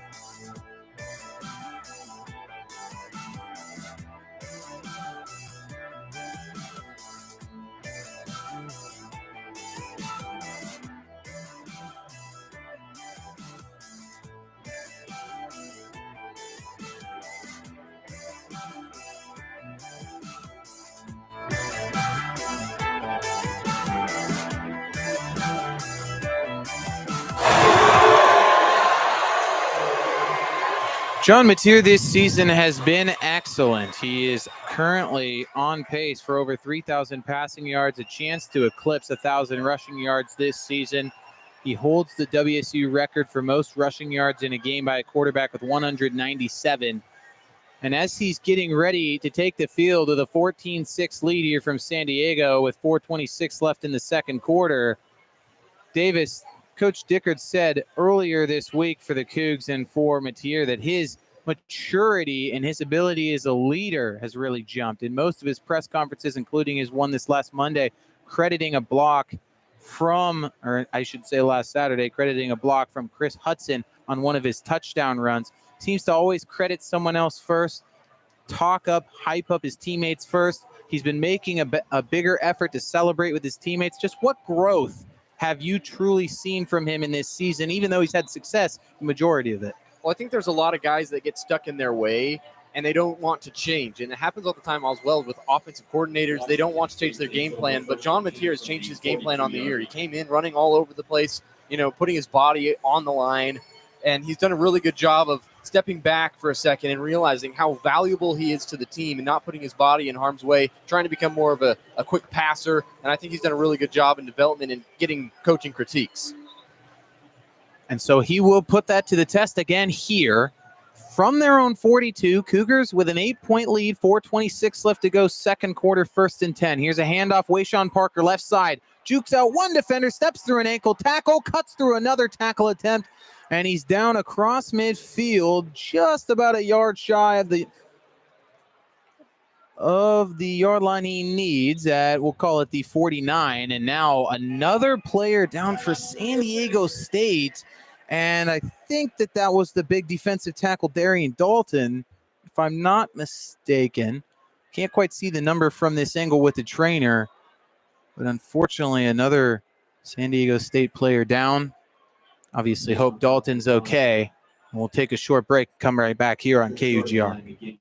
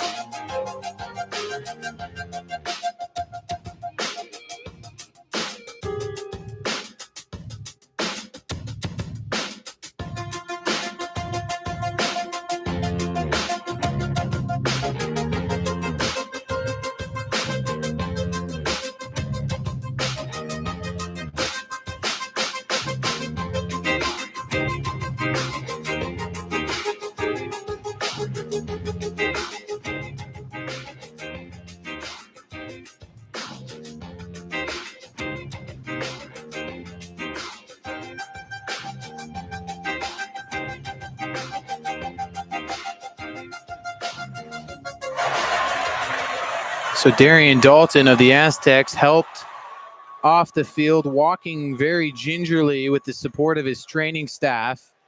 We've already seen a couple of San Diego State injuries today. Obviously, O'Neal, his status still in question offensively. Right guard Tyler McMahon carted off, and now the D tackle Darian Dalton, a backup on the depth chart, but has gotten plenty of playing time and made a couple of really nice plays so far today, helped off. So you obviously hope he's okay as he gets into the medical tent. That was behind the play following a really nice first down run of 9 yards by Wayshawn Parker, ducking a couple of tackles, stepping out of an ankle tackle. So the Cougs will have 2nd and 1 here on the Aztec 49-yard line with 4:09 left in the second quarter. Looking to expand upon a 14-6 lead. Cougs come in 6-1, bowl eligible, something they didn't do a year ago after a 4-0 start. A 4-0 start this season. They immediately then lost to Boise State, but back-to-back wins. And now it looks like they also used that timeout to review the spot on the field, and they moved them up to the 47. So first down for the Cougars at the Aztec 47. Pistol formation with Wayshawn Parker. Single tight end to the right off the left hash. Trips right. Here's a handoff. Parker up the middle. Cuts off the left A-gap, and he's down with another nice 9-yard pickup. So back-to-back, very nice gains for Wayshawn Parker. Keep moving the football. Under 3:45 to go. From the pistol again, Mateer with Parker, and now they move back into a traditional shotgun formation. One tight end in the game, 3 wide receivers. Mateer loses the snap, has to dive on it, and looks like he was able to get back on that football.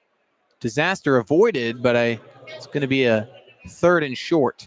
Another lucky break for Washington State. There was an interception called back, and then somehow getting back on that fumble. John Mateer lucky tonight. 3rd down and 4. So it'll be 3rd and 4. They lose about 2.5 yards on that play. At the Aztec 41, they have gone for it on 4th down on each of their last 2 drives. The long in the career of Janikowski is 55. The long this season, 52. They hand it off Parker up the middle, being dragged down. And where are they going to spot him is the question. It was Tupu Alu with the stuff inside. 4th down. And it is going to be 4th down and short, but they're going to go for it. They hurry to the line here. Mateer motions Parker out to the right. And now he's going to bring him back in and slow things down. 4th down and 3 from the 40. And now going back to the line here. The play clock around 10 seconds. The question, are they going to run a play? They would need to before the 2-minute timeout. Maybe they use their own timeout. Clock at 2, 1. And we are going to get a Cougar timeout. There is 1 second left before the 2-minute timeout. 2:01 left to go here, second quarter, 14-6 Cougar lead. So Davis, as the Cougs call a timeout right here before the 2-minute timeout, what do you maybe think is the strategy here? And then I guess what would you do if you were Dickert right now, already gone for it your last 2 possessions? If he has gone for it in the last 2 possessions and they went for it earlier, they've been running trick plays. The aggressiveness has been off the charts. Going for it would not be a surprise, especially with John Mateer, who can plunge his way for 3 or 4 a pop. They send the offense back out there to go for it here on 4th and 3 from the Aztec 40. They need the 37. 2:01 left to go. This will be the last play before the 2-minute timeout. Cougs up by 8. Mateer from the shotgun. Parker to his left. 2 receivers wide, both sides. Backfield empties out. Throw right side. It's broken up. He was looking for Hernandez, and it was Chris Johnson on the coverage with the pass breakup. The Cougars, for the 2nd time in the last 3 drives, can't convert on 4th down. And it'll be the Aztecs with the ball on their own 40 when we come back from the 2-minute timeout. Cougs up 14-6 and on their heels defensively again. You're listening to Cougar Football on KUGR.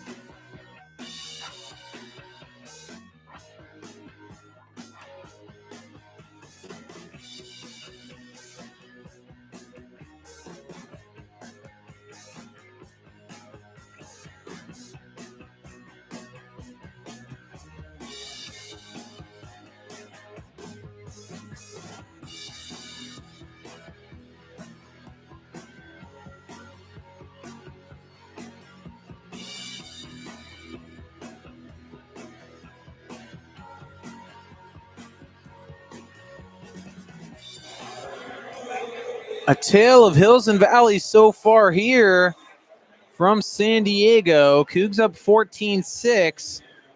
And so far on their 4 drives, touchdown, failed 4th down conversion, then touchdown, and then another failed 4th down conversion. And for the second time, the Aztecs will have very good field position to start offensively. Still down by 8 here, 14-6 Cougar lead with 1:58 left to go in this game. And Davis, the Cougars have obviously seen great peaks. They've seen pretty low lows. No turnovers in terms of literal turnovers, but they have turned the ball over on downs twice. Now the defense goes back out. Where are you kind of expecting the mentality to be at right now for Dicker? Well, for Dicker, trusting his defense, obviously, by going for it on the last play and Arbuckle calling a slant. The defense has been playing really well. The only points on the board are from the kicker, Placencia, so things looking good for the Washington State defense, and the pass rush has been really nice as well tonight. Danny O'Neill back at quarterback here for San Diego State. Good to see him healthy. He drops to throw here. Looking right now, moves left, checks it down to Cooper. Brought down there by Gusta in the open field. And so a rare reception for Marquez Cooper. Picks up 6, up to the 46. O'Neill again from the shotgun. Low snap, hands it off Cooper up the middle. Bounces right side. Just up to around midfield. He'll get right to the 50-yard line, and that's good enough for a first down. Cooper picks up 4 yards and a first down. O'Neill again going up tempo here, the Aztecs. Both teams like to do that. Snap O'Neill looks right. Monitors, goes deep right side. Gushkin in coverage and incomplete. Looking the direction of... Well, insert receiver name here, waiting for him to turn his shoulder pads. Pass interference. Defense. Pass interference is on Gushikin. It was Poke, the intended receiver. So Gushikin gets called that time. And, of course, collegiate rules. So 15-yard penalty, not a spot foul, but it is a first down for the Aztecs from their 35 of Washington State. They keep on moving. Pressure shown. Here comes the blitz off the far corner. Throw is caught. Diving attempt. Catch made that time by Makai Shaw. Another Aztec first down. Again going up tempo. Down to the 22-yard line, O'Neill in the offense. Cooper still in the backfield. O'Neill, 3-step drop. Looks right. Steps up through the left side of the pocket. He's going to take off. And he's brought down at the 19 by Bryson Lamb from behind. They'll actually mark him at the 20. O'Neill back in the game and back in rhythm. Really good to see a healthy Danny O'Neill. And he's orchestrating the offense at a high clip. They again go to the up-tempo. O'Neill, 7 of 11, 53 yards passing today. Play action, throw over the middle is caught. Shifting his in space, takes a shot down at the 7. Poke, pounding his chest, fired up. And again, up-tempo for the Aztecs. First and goal from the 7. They slow it down just barely from the pistol. Cooper behind O'Neill. Hands it off up the middle. Bounces right side. Has a lane. Touchdown, Aztecs. And Cooper goes for the finger roll. His 40th career touchdown. Still chasing history yardage-wise and touchdown-wise. And he puts another mark in the books there. It's 14-12 Cougars. The Aztecs line up in an interesting formation here. The snap's over the head. And diving down on it to save any potential disaster that time is Tyler Pastula, the punter, who was lined up at quarterback. They wanted to go for 2. They went with a rather creative play call, you could say, Davis, and the snap didn't give them a chance. So they put 6 on the board. But what are your thoughts on that 2-point try? The 2-point try, to me, is interesting when you got Marquez Cooper, who just scored a touchdown in the backfield. It's kind of like the Seahawks Marshawn Lynch situation, where you don't run it at the goal line. Instead, you snap it over the head of your punter. A really nice drive, though, for San Diego State to get back within this game and go for 2 to tie it. But your offense was just driving in the red zone. and you go with the trickeration play. So really interesting for San Diego State to do that instead of just going with the normal play.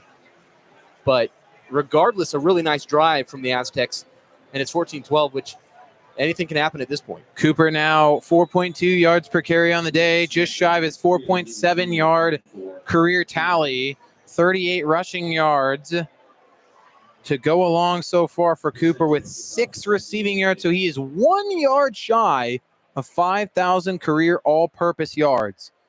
Here's the kickoff by San Diego State. It's short. It's caught by the up man. Fair caught at the 18 by Isaac Terrell, the defensive end, who's the up man. So maybe he got into the return man group this week in practice. Yeah. It's the second time they've gone for that kick. They get it this time.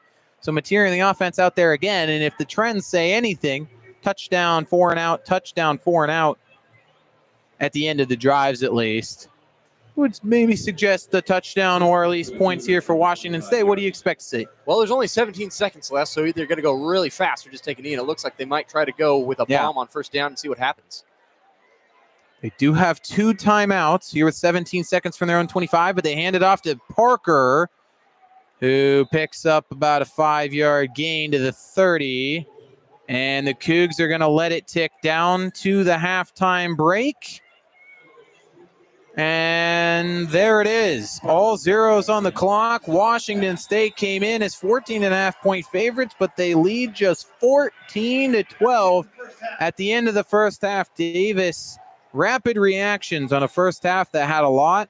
Highs and lows from the Cougar offense.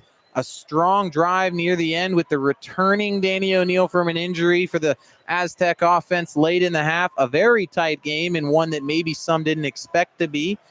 What's your takeaway? It's been tough sledding to be consistent for Washington State on offense. They've been able to move the ball on a few drives, but there's been, as you mentioned, the touchdown punt. Like, there's a lot of things, and fourth down conversions have not been in favor of Washington State today, but there's a lot of hope. You're up at half against a San Diego State team that's hungry for a win on homecoming. They obviously don't want to be 3-3 at this point in the season, so they're going to come out and fight. Sean Lewis has his team fired up, and then when Danny O'Neal comes back into the game and gets the team energized, there's not much you can do, especially when he's dotting the team up. Danny O'Neal, absolutely incredible quarterback, and his ability to come back in the game is really spectacular to see, and you want to see everybody healthy, and he's done a good job. But for Washington State, getting back to being the team that is unpredictable, you don't know if they're going to run it, you don't know if they're going to throw it, is going to be really important in the second half, and just being consistent overall. Well, you know what they say, you get your style points at home. You just try and win on the road. The Cougars trying to do so to pick up their 7th win of this season. We'll see what happens in the second half and what Cougar team will bring to you here after our halftime break. A 14-12 Washington State lead over the San Diego State Aztecs from San Diego here at Snapdragon Field after 30 minutes. We'll be right back on the other end with more Cougar football on KUGR.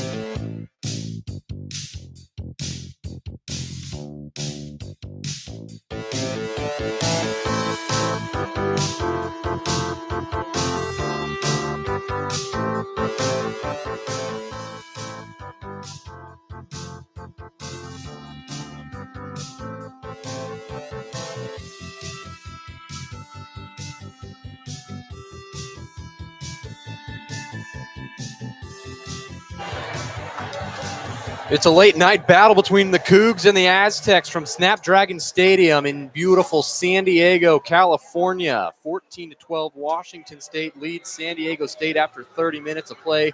John Mateer in the first half, 9 of 14 for 119 yards and a touchdown. Luke, what is it going to take to open the floodgates for this Washington State offense? Yeah, I really think that one of the big issues right now this week, when Jake Dicker was asked about what he kind of did in San Diego to help John be so efficient in that game, over 80%, his highest completion percentage of the season a week ago, they said that they kind of limited the playbook a little bit and really tried to work towards his strengths and also taking away maybe some of the extra decision-making he had to make so he could just go out and make plays.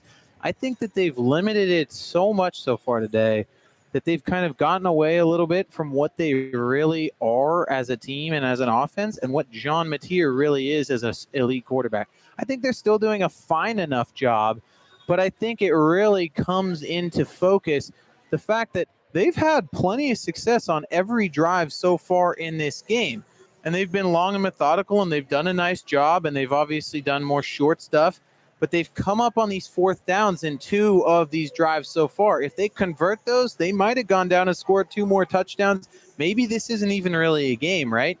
But they were not able to convert on both of those fourth downs. And on that last drive, it obviously gave San Diego State excellent field position, so it hurts the defense too. I think they need to get back to their identity more.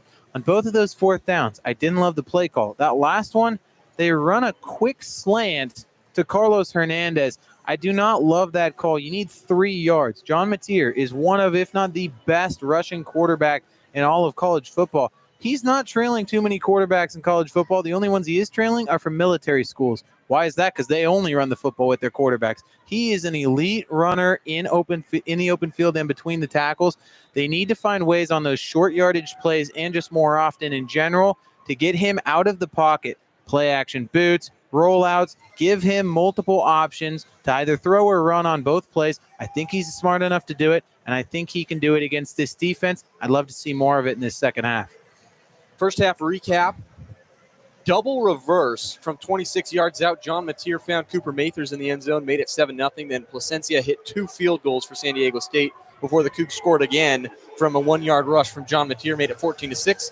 And then Marquez Cooper had a 7-yard touchdown with Danny O'Neill returning, went out and came back in the game. And the score is 14-12. They went for 2, and a snap over the head of the punter, Tyler Pascula, has us at 14-12. And Placencia ready to kick the ball off as we are about to start the second half. Gabriel Conception kickoff for San Diego State to start the second half. Arm is raised, the whistle is blown, and we are ready to go in the second half. A little pooch squib kick, dangerous for the Cougs, and they are on top of it. Really good field position. Nicely done by Washington State. Ganashamurthy makes the squib kick recovery. That was a little bit of a half and half squib kick to try and limit field position, but I think ultimately that was more of an onside attempt. And obviously, if you're San Diego State, you're saying we're only down by 2. Maybe we didn't even expect to be here. Let's be aggressive. But now Washington State sets up from the 39. So very, very big advantage to start this drive. from the 39-yard line, moving left to right. Two receivers stacked out to the left side. It's Meredith and Shackelford with Kyle Williams out to the right. Covered by Chris Johnson, the best cover corner for San Diego State. Wayshawn Parker in the backfield. Mateer takes the snap, and a flag flies from the back judge, and that's going to be a delay of game penalty on Washington State coming out of the half. Out of the half is just brutal. I mean, you have to blame that a little bit on the coaching staff, maybe on Mateer. You got to imagine you have some plays for this drive scripted out to start the second half. So coming out on the first play with the delay of game, unexpected. A change on the offensive line. Christian Hilborn out from left guard. It's Rod Tialavea in there. Three receivers to the left side of Mateer. They hand it off up the middle to Wayshawn Parker, and he's tackled in an awkward position. Just a gain of a few to get some of that penalty yardage back. That time they had Tialavea post out on the edge, and then they had Pole pull in, and it looked like they had a nice block, but a good arm tackle. Mateer in the air, and it's incomplete. That was intended for Shackelford. John Mateer just doesn't necessarily look super comfortable in the pocket tonight. Well, that's a timing route, just a little curl to Shackelford, and it looked like Mateer not only threw the ball earlier than Shackelford wanted it to be there. That obviously timing aspect, hard to tell who that's on, but he also threw it shorter than the depth of the route that Shackelford ran, so miscommunication on both sides. 14-12 Washington State, just 20 seconds gone in the third quarter. Two wide on each side. Mateer takes the snap. Pressure coming. Stops, and he is going to go down. McEwen makes the sack, and San Diego State fans stand up. John Mateer goes down, and the punt unit's going to come on for Washington State. What a start for the San Diego State defense. Yeah, really good call that time by San Diego State. McEwen comes blitzing off that far side. Initially, it was Parker who tried to step up and pick that blitz up. He did initially, but McEwen with a beautiful swim move over Parker's attempted block, and then the pursuit was just too much. Mateer couldn't throw it away. Janikowski on to punt, gets it away. Spiraling towards the sideline, and it is out of bounds. So this four-year player at TCU, McEwen, transferred over to San Diego State and makes a big play against Washington State. And the offense will come back out. Danny O'Neill went down in the first half with an injury, came back and led a really nice drive for the Aztecs. They got great field position on that drive and just really great timing on some slants, some quick screens, and then obviously Marquez Cooper making some good plays. And of course, Cooper 1 yard away from 5,000 all-purpose yards on his career. O'Neill out of the gun. Going to go to the air. It's Polk with the catch. And he is dragged down by Tyson Durant. Good gain on first down. We'll see if 1 yard can come from Marquez Cooper, who is into the game in the backfield. They didn't go to him on the first play.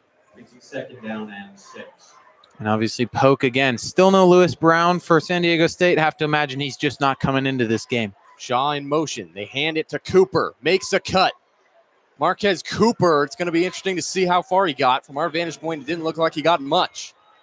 Yeah, I couldn't tell. It might just be it was the 1 yard he second and needed. 5. I don't think he got any yards. Marquez Cooper with a 2-yard gain. Oh, 2-yard gain. 2-yard gain. So he's over 5,000 career all-purpose yards. Marquez Cooper, what a moment for him and the San Diego State offense. And right back to business. To the right. O'Neill, quick slant pass in and out of the hands of Polk.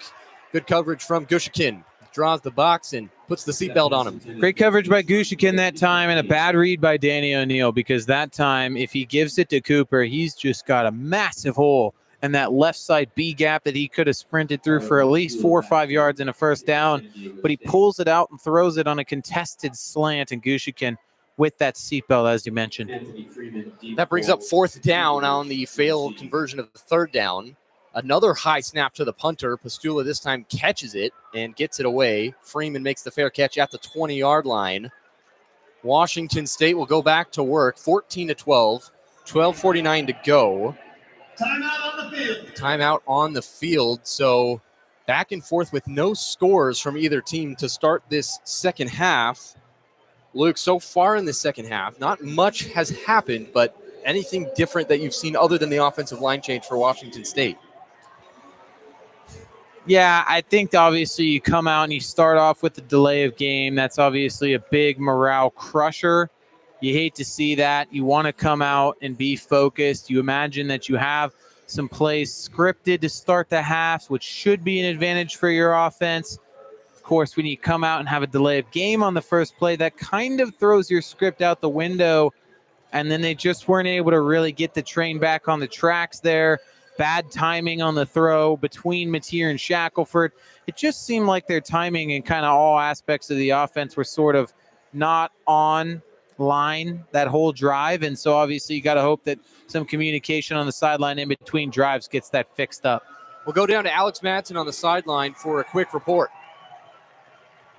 Yeah, thanks, Davis. I'm down here, second half getting started, but that energy we may have had in that first half looks like it may be gone. The crowd seems a little unentertained due to how many timeouts there have been due to the amount of reviews and injuries this game has had. So we'll see what that brings, and especially with that touchdown that the Aztecs had last half. The energy's a little bit more on SDSU side. So we'll see what the Cougs and the Cougs fans make of that. Thanks, guys. Thank you, Alex, for the good report. Yeah, she mentioned that the fans love the touchdown, and that's kind of what happens across the country is when there's not a lot of exciting plays, the crowd just kind of disappears into the game, but when those touchdowns happen, they come right back into it. I mean, obviously, you're talking about a nationally televised game, so you're talking about TV timeouts, natural stoppages. Then you factor in, obviously, those unexpected stoppages. You have to take some timeouts for reviews of plays, for injuries. Obviously, San Diego State, unfortunately, has had a few of those so far today. You have to make stoppages for that. Slows the natural pace of the game down. You have these stoppages on short drives by San Diego State. The team's going up-tempo, and having shorter drives because of that can lead, obviously, to more drives, which can lead to longer games, and then, obviously, a low-scoring affair. So we'll see what happens in this second half and if the two teams can turn it up. Tia Lavea back out, though, offensively at left guard, so it looks like they're sticking with that. Not sure if that's an injury or maybe just a move to get Hilborn out of there and shake things up. We'll see. Empty set for John Mateer. No running backs to start this drive from the 20-yard line, moving left to right. 14-12 Washington State, 12:49 to go. Heels on the 15 for Mateer. Takes the snap. Quick slant pass to Kyle Williams. Catch is made. And a nice tackle by McEwen, but a excellent gain from Kyle Williams. Gain about just enough, about 10 or 11 for a first down. Mateer going quick. Same formation, empty set. Quick power up the middle from Mateer. Runs over a tackler and then gets met. And that's not a great gain from Mateer, and he ran right into Tano Latuli. Yeah, Latuli coming back. He's got the club on his hand. He's dealt with some injuries this year, but he's been a big-time playmaker, had a big sack on the first offensive play for Cal in that game a few weeks ago, and he's been making some plays so far this season for San Diego State. He's a big guy in the middle of the defense to have back, club or not. Same personnel in. Now it's trips left with two to the right. Mateer takes the snap, fires quickly to Shackelford on the far side, and catch is made. Bryce Phillips in coverage. That was a dangerous pass, nearly intercepted, but good positioning body-wise from Shackelford. Picks up almost enough for a first down. It's 3rd and inches from the 40-yard line. Yeah, Shackelford came in with just 7 catches on the season, and all of a sudden, here he is with 3 catches and 4 targets, tied for the team lead in targets on the day, and he's been a big part of Mateer's plans. We haven't seen much of Trey White tonight from San Diego State. Leads the nation in sacks through 6 games. Schlenbaker in the backfield. Gets the handoff right into the middle, and he disappears, but he's going to have enough for a first down. Great movement from the offensive line. Schlenbaker picks up the first down, and the drive continues for the Cougs. Not the best initial push from Schlenbaker that time, but really good fight, and he was able to get an extra lunge in there and fall forward. 2 receivers to each side. Nearing Aztec territory. Mateer in the gun. Going long for Mathers, and a lot of contact, and finally a flag flies. It was Dale Sean Staley in coverage, and Mathers almost made one of the best catches ever, but he was being interfered with. Well, this play starts off with just a beautiful blitz pickup that time by Schlenbaker, one that Parker was not able to make on a blitz on the last drive, but really good pickup that time. Number 9.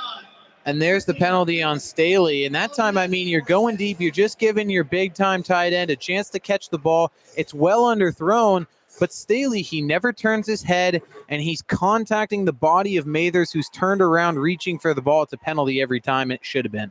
15 extra yards for Washington State into Aztec territory at the 42-yard line. Still 14-12, just 10:51 to go. Two receivers to the right, and Schlenbaker off the right hip of Mateer. Out of the gun, going long for Kyle Williams, and he does not make the catch. Nice defensive play by Bryce Phillips to knock it out. And Williams slow to get up, but a really nice job by Bryce Phillips to get his head around and put his hand in between the ball and Williams. Williams holding his left knee, and he's just such a big part of this team. He's played a few games so far this season, banged up and not at 100%. He's finally been able to get back to being healthy.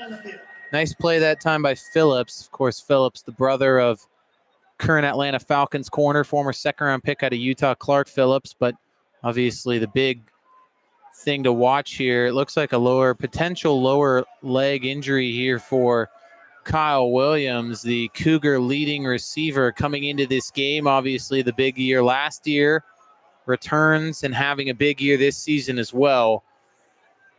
Just not something you like to see. Not just any player down on the field. Kyle Williams, such a big piece of this team, leadership-wise and on-the-field contributions-wise. The field has been a pretty severe issue tonight. There's been a lot of slipping, few injuries being caused by this field, and we just hope that that's not something that is the reason why Kyle Williams went down. He is up and walking towards the sideline. Could be a good sign. We don't want to speculate anything. But Kyle Williams, one of the most valuable pieces to any team. Litnikoff Award watch list member. Spectacular athlete. Spent some time at UNLV, but finds his way to Washington State, where he's really found a home. Yeah, he's certainly found a home, and he's been super in tune, helping bring in this new class of receivers, including Chris Hudson, and obviously ushering in a new era of quarterback with Cam Ward leaving, doing big things at Miami, but he's helped John Mateer as well. And it's really good to see him walking off the field under his own power to the sideline. And I can't find him now, but he didn't. It looks like he did make his way into the injury tent, but he was walking by himself under his own power, not too gingerly. So really good to see there for Washington State and for Kyle Williams. And hopefully he's able to get back into this football game. But if he's out, Davis, obviously you're looking more at guys like Hudson. Shackelford obviously has already played a big role. Carlos Hernandez, who came back 2 weeks ago. So it'll be interesting to see. But the injury 10 already taken down. So Kyle Williams may be a factor to get back in this game sooner than later. But I can't quite locate him on the sideline right now. The offense jogging back out onto the field.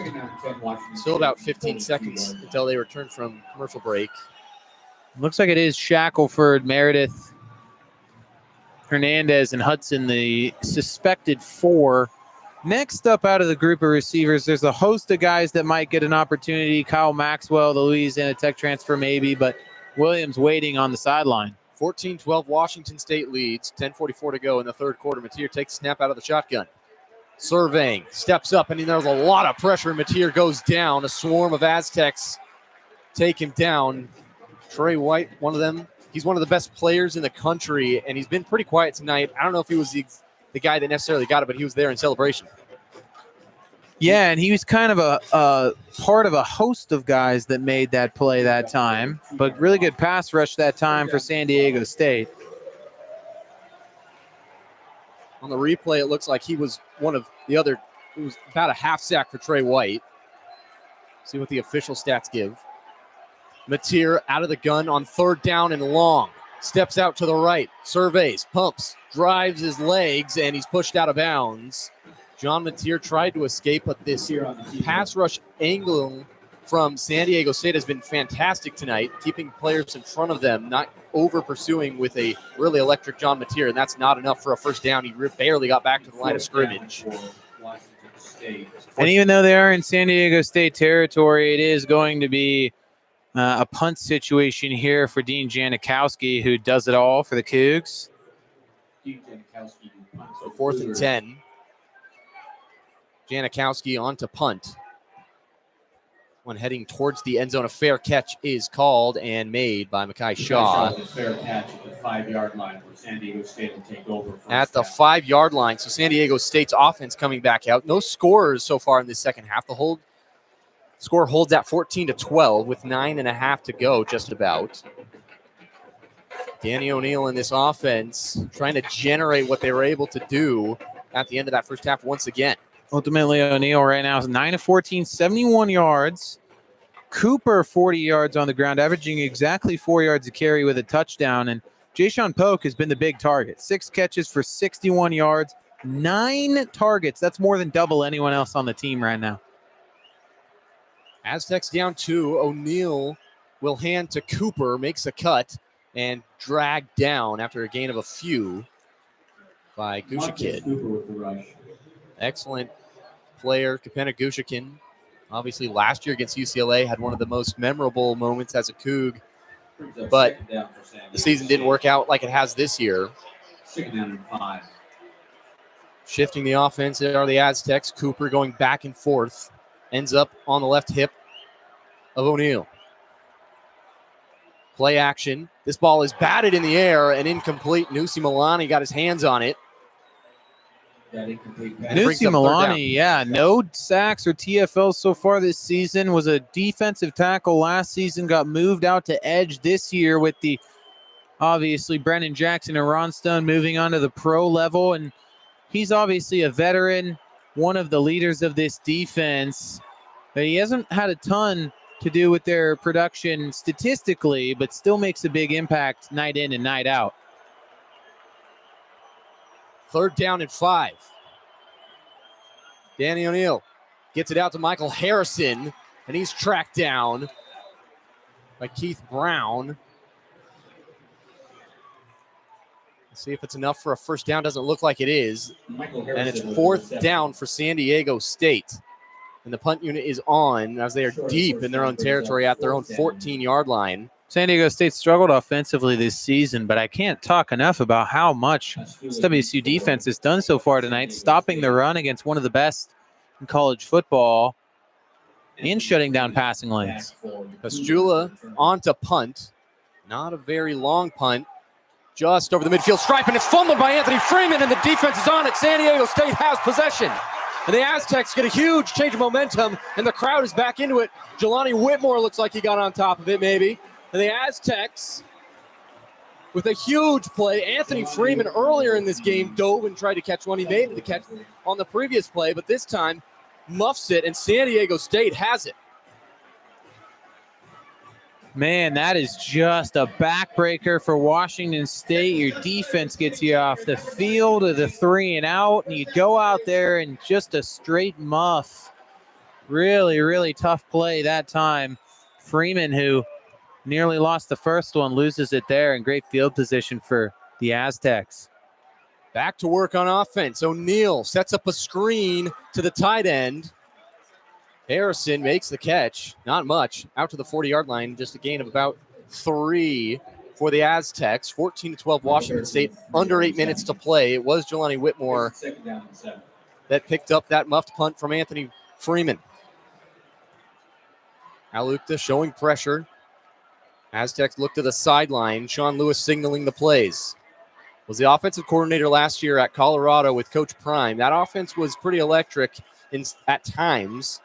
He obviously didn't win that many games, but pretty good offense. O'Neill, slant pass. This one is caught by Shaw. What a window throw by Danny O'Neill. Excellent play. And a first down Aztecs. They're going lightning speed. 7:15 to go. 2-point lead for the Cougs. Trying to hold on to it. Here comes a reverse to Napier. He looks to throw. Napier on a double pass to Bennett. Makes the catch. Touchdown. San Diego State on a double pass. Touchdown.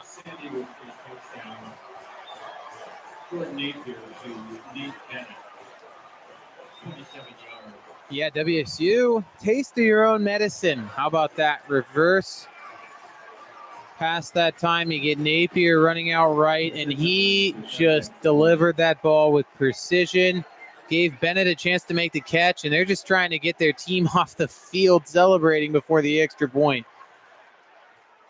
Placencia on for the extra point, and it looks like he took a step too early, and that's going to be a false start on the kicker, which is pretty rare. But what a throw by Jordan Napier, the wide receiver, redshirt freshman. Prior to the snap, false start. Offense.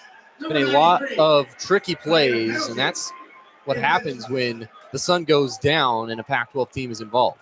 Well, 2 Pac-12 teams involved, Davis. True. Obviously, San Diego State joining the conference in a couple of years, a matchup we're going to get to see plenty more, and a rivalry that they're starting to foster right now. Obviously, a team that they'll also play next season. Placencia extra point is through. Makes it 19-14. Aztecs take the lead. Great drive by San Diego State. And Washington State made some good plays, but then it was the muffed punt from Anthony Freeman that set up San Diego State. And that's how quickly things can change. Jordan Napier throwing the touchdown. 27-yard touchdown reception. So 19-14. Luke, any thoughts on how Washington State can respond to this punch thrown by San Diego State?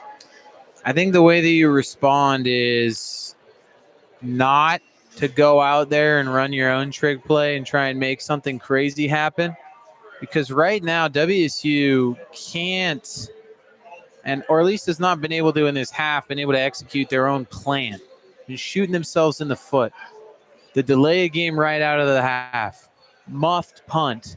The defense is playing very well. They get caught off guard with a trick play, throw, just an amazing throw by a wide receiver. You could never expect that. An amazing catch by Bennett.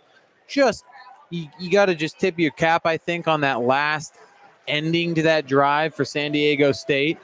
And I think really where things start for the Cougs is offense and special teams in this half. The defense has been great, but the offense has shot themselves in the foot, not converting fourth downs in that first half. A couple of missed timings by Mateer and his receivers. I think they need to maybe get a little bit back to their old roots from earlier this season with their play calling. And then obviously you can't make mistakes like muffing a punt on special teams and give an offense in San Diego State that struggles to go whole fields that short of a field. So although I do think O'Neal and this offense are starting to figure some things out and they're throwing the book at the Cougs, they have to be more efficient and get back to their roots. We'll take a quick break and be back on the other side. You're listening to KUGR, the student voice of the Palouse.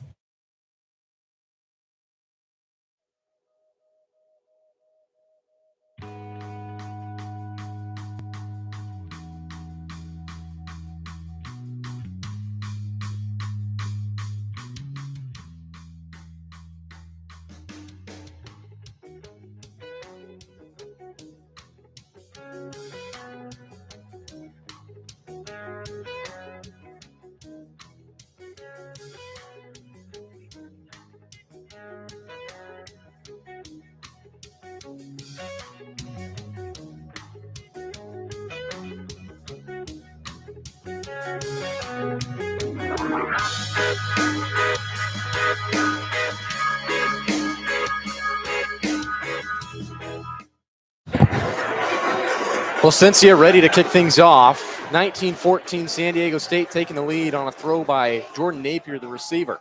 Smithson takes it at the 5, out to the left side, past the 20 to the 25, out towards the 30 until he's ridden out of bounds, and Washington State offense will come back out. 19-14, an interesting score. San Diego State went for 2 earlier in the game and snapped it over the head of the punter. Luke, any thoughts on if that might come back to haunt them? Yeah, no, I think mistakes just in this game in general are going to haunt the loser of this game. Both teams have made some pretty big mistakes. Obviously, that snap over the head of the punter for San Diego State and then the muff punt for WSU. Trips left from Mateer. Quick screen set up to Carlos Hernandez on the left side. And he picks up a gain of about 8 before J.D. Coffey made initial contact, but he bounced forward for a few more after that. If I was WSU, I think you had to go one of two ways with a guy like Tony Freeman who muffs the punt. I think you either, if you want to go the hard strategy, maybe you don't put him back out there as your punt returner, or I would love to see them get him in the game offensively and get him a quick catch and maybe some yards to reinstill some confidence without the threat of another potential muff punt. 2nd down and 2. Handoff to Wayshawn Parker off the right side. Darts forward for a few.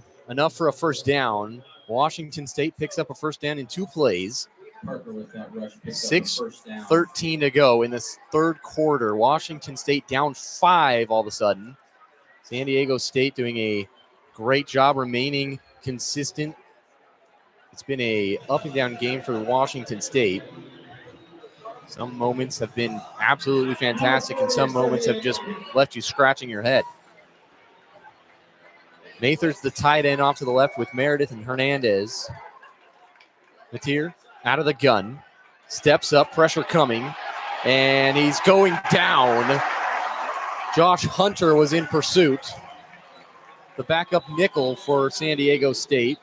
And Mateer is sacked, losing only 1. It's a player down in the SDSU secondary. He's kicking the ground, clearly very much in pain. Can't see who it is. Process of elimination. Still can't quite tell.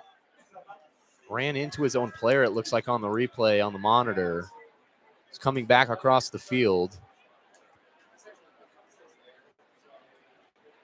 But that defensive back blitz for San Diego State just continues to hit home for the Aztecs.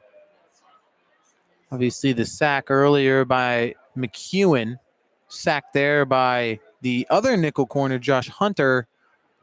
They love that nickel blitz, and WSU has not had any answers. It looks like it's Chris Johnson who's down. Top cover corner. Been a lot of injuries tonight.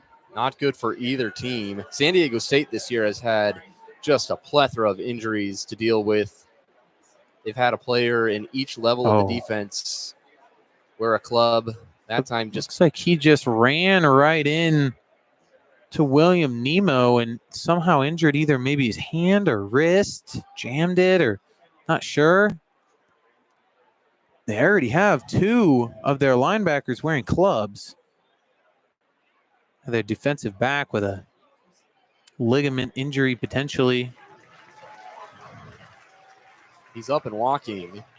Good sign for San Diego State, but just unfortunate that there's been so many players going down with still 5.5 minutes to go in this third quarter. A lot of time left in this football game. 19-14 San Diego State with the lead. There was just a sack by Josh Hunter on John Mateer. Brings up 2nd down and 15 from Washington State's own 33-yard line on the right hash, moving left to right. 2 receivers on each side. Wayshawn Parker to the left, Mateer. Jelani Whitmore in at corner now. 2nd down and 15. Mateer, quick screen to Chris Hudson. Meredith out to block, and Hudson lost his footing. Hano Latuli was the closest man in defense. Not a big gain for Washington State. They needed a lot more than that to make it 3rd and manageable, and it's still 3rd and 15. 5 minutes to go in the third quarter. 5-point lead for San Diego State. Ball still on the 33-yard line. Schlenbaker has checked into the game, that running back. Off to the left hip of Mateer. 2 receivers to each side. San Diego State showing pressure. Latuli right over the head of the center. Mateer going to go right up center, and he's blasted immediately, and Josh Hunter's there again. Donald Latuli disrupted it, and Josh Hunter takes down Mateer, and they lose a yard instead of going forwards, and it's 4th and 16 for Washington State with 4.5 to go. Not a good possession from the Cougs. Give the ball right back to San Diego State. SDSU threw on the bag of the Cougs, and the Cougs are shooting themselves in the foot. Multiple sacks off nickel corner blitzes, fake punts in this game, muff punts. Punt from Janikowski. Shaw makes the fair catch attempt, and he dives for it. Almost another muff. Washington State was ready for it, but Shaw makes the catch. Sean Lewis said in the press conference this week that if the ball is anywhere close to Mekhi Shaw, it's not hitting the ground. And he's a very aggressive punt returner, even though calling fair catches and then still trying to dive for the ball, preserving that field position is important. You don't want to end up like Anthony Freeman and muff the punt. You certainly don't, and it's better to lose a couple of yards than to lose the football. And obviously you see that happen with Anthony Freeman. Maybe makes you think about it more, but as you said, Shaw obviously not gun shy at all. He's going to be aggressive and try and keep his team in as good a field position as possible. But right now, San Diego State just being extra uber aggressive, throwing every single last trick they have in their bag at WSU. Will it last until the end of the game? Well, maybe if WSU continues to be their own worst enemy. Right now, it seems like WSU is playing two different opponents right out there on the field. And it'll be interesting to see if before this fourth quarter and down the stretch, if WSU can get things figured out. It all starts with a big defensive stop right here, which they've been able to do so far in this half. But obviously the muff punt on the last defensive possession following the 3-and-out was what gave the touchdown opportunity and then ultimately the touchdown to San Diego State. So we'll see if the WSU defense can come out playing the same way that they were. 19-14, San Diego State leads with 4 minutes and 2 seconds to go. We'll take a quick break and be back. You're listening to KUGR Sports, the student voice of the Palouse.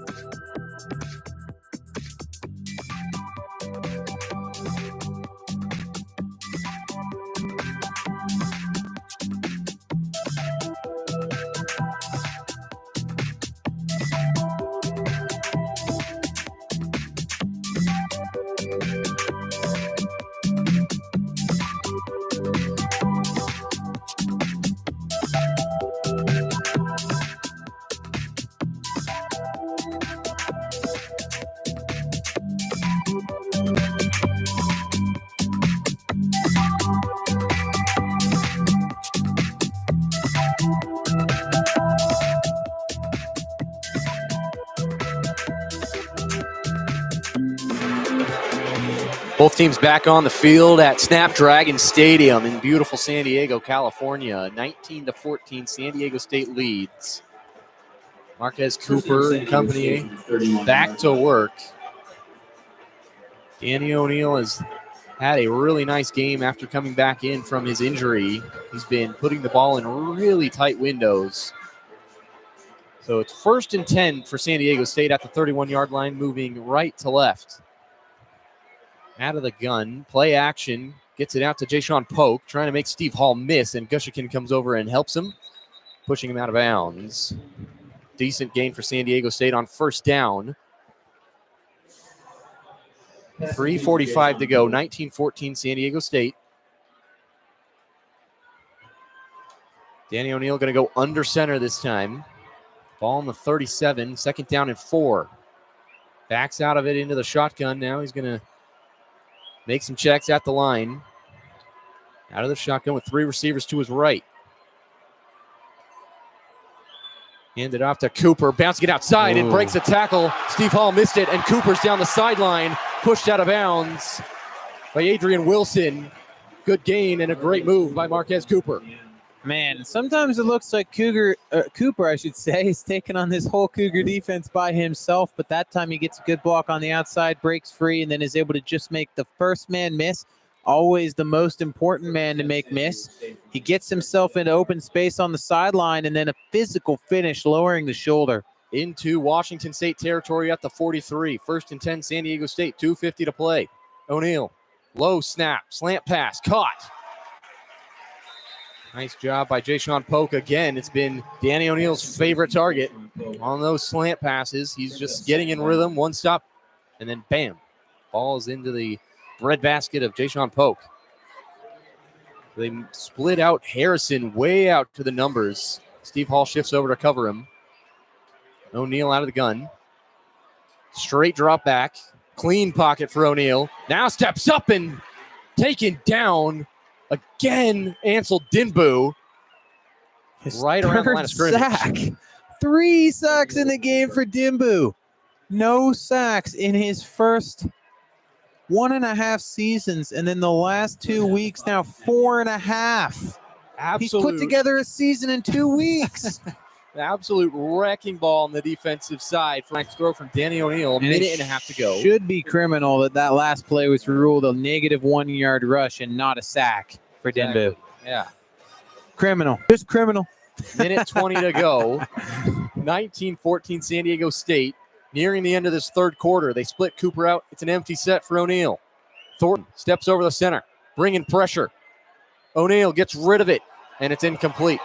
In between two receivers, Shaw and Bennett, who's Gushkin and Hall in coverage, and a line change for the Washington State defense. Yep. Full fresh bodies out there except for the secondary. Miscommunication that time. It looked like O'Neill was looking for the back shoulder of Bennett that time, and Bennett was still pressing towards the hash mark, and he just threw it too wide. But a good first down stop. Obviously, 2nd down and 10. You get the substitution. You can slow it down, take a breath, and now get back after the quarterback. From the 26-yard line, minute 6 to go.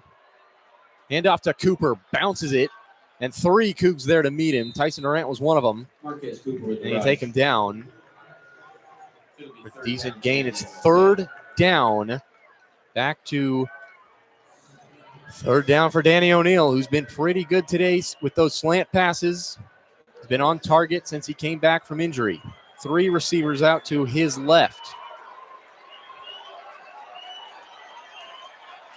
Washington State, can they get a stop on 3rd down? Shaw in motion.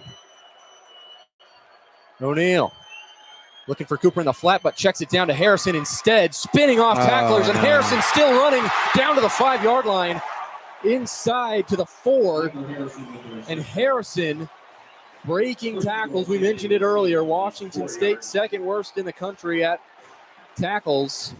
And that should have been an easy open field tackle for Nusi Milani, and it was just a brutal whiff. And then Harrison gets himself bowling downfield, just carrying defenders down inside the 5. Not a good finish. End of the 3rd quarter, 19-14, San Diego State on top. Washington State held scoreless in that 3rd quarter. The ball is on the 4-yard line. Luke, anything that Washington State can do, should they bring more pressure, just different looks. That time they dropped Milani out, the D end, and he missed the tackle. Well, there's nothing you can do. I mean, they had a great game plan on that play. Right there, you're just trying to mix up the looks at the snap. They do. They bring Keith Brown on a blitz. They drop Milani. Then they do a great job overall in coverage. They allow the underneath drag, but that's what they were trying to do. They have a one-on-one with Harrison running horizontally, no chance of a first down, one-on-one between him and Milani. You're talking about a big defensive end. It should be an easy 10 out of 10 times tackle on a tight end, play that he's got to make in the open field with a guy running horizontally straight at him. Oklahoma drill right there. And he just couldn't make the play, and then it creates obviously a bunch of space. I thought the defense was schemed up perfectly, like right there. I love the play call. I thought they did a great job executing up until that tackle attempt, and then it's the same exact ghost that has haunted this team throughout the season. The tackling. They only had 6 last week, missed tackles, their best week of the season. They came in 2nd in the nation in terms of most missed tackles with 105, only trailing Akron, who had 107 coming into this week, a 1-6 MAC Akron team, and it has just been so bad on the tackling side of things for WSU. Even when everything goes perfectly, still the tackle haunts them there.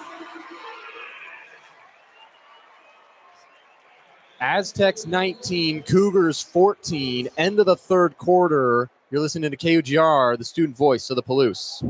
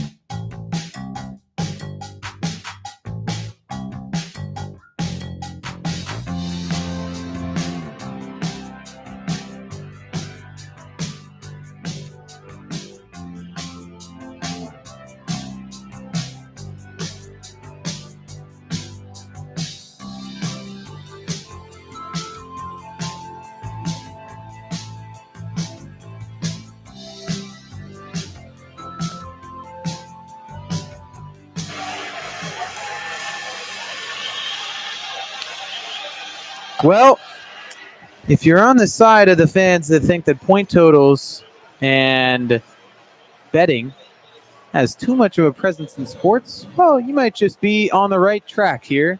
14-point favorite Washington State, currently down 19-14 to start the fourth quarter from San Diego against the Aztecs, as the Aztecs start from the Cougar 4. They hand it off to Cooper up the middle, and he's going to be stuffed. Marquez Cooper with the rush. The Cougars trying to at least force a field goal attempt and try and keep it a one-score game as we enter the fourth quarter. They've been held scoreless through the second half so far. San Diego State with the lone touchdown of the half in the red zone so far tonight. San Diego State 2 trips, 1 touchdown, 1 field goal. Second and goal from the Cougar 2. They line up with Polk in the Wildcat. He runs it up the middle. Cougar defenders trying to say he didn't get in. And he's short. He didn't quite get there. They had the wide receiver, Jayshon Polk, running a read option with Marquez Cooper, and he got stood up at the goal line. And it's going to be a third down and goal from about the quarter of a yard line. That was really, really close. I'm surprised they're not going to. Oh, boy. Well, yep. They're going to review it. And we're going to take another look. The previous play is under review to see if there was a score. Well, yeah, I was surprised that they weren't doing that earlier. It was really close. On the initial push, it looked like he was at least within reviewable distance of the end zone. Not sure if you can see it, though, because there's so many bodies at the goal line. This is probably going to stand as we saw earlier in the game with that Shackelford catch. Well, Davis, I got to ask. I mean, are you surprised that they ran the Wildcat draw up the middle on a goal line formation with obviously a wide receiver that is 5'10", 185 pounds? Yep, I'm pretty surprised. I don't know. I don't know if I've seen things like that when you're at the 1 yard line with a bruiser and Marquez Cooper, and you go to your twitchy wide receiver and run him up the gut. Although, I mean, he got stood right up that time by Kyle Thornton, who upended him. It's like a reverse scorpion. It looked like he had a late push, but I think his knee was already down. I can't imagine that they are overruling this call. Yeah, he's clearly short on the stand-up. So, Davis, on third and goal, you're at the quarter of a yard line. What are you running here? I mean, Wildcat again? Do you maybe bring in your athletic quarterback, Javens Tupuada Johnson? What are we looking at? I'd probably go to Marquez Cooper. Okay. I think there's no way that the defense can stop him in 2 plays. I think it's 4-down territory for San Diego State because they have the lead. They're the underdog. It's homecoming. You want the fans to get excited. You got to score touchdowns. Obviously, and Cooper is good. He's a good running back. He's not necessarily a guy that you want to get out on the edge. He's not going to burn past a lot of people, but he's thick enough to get in the middle.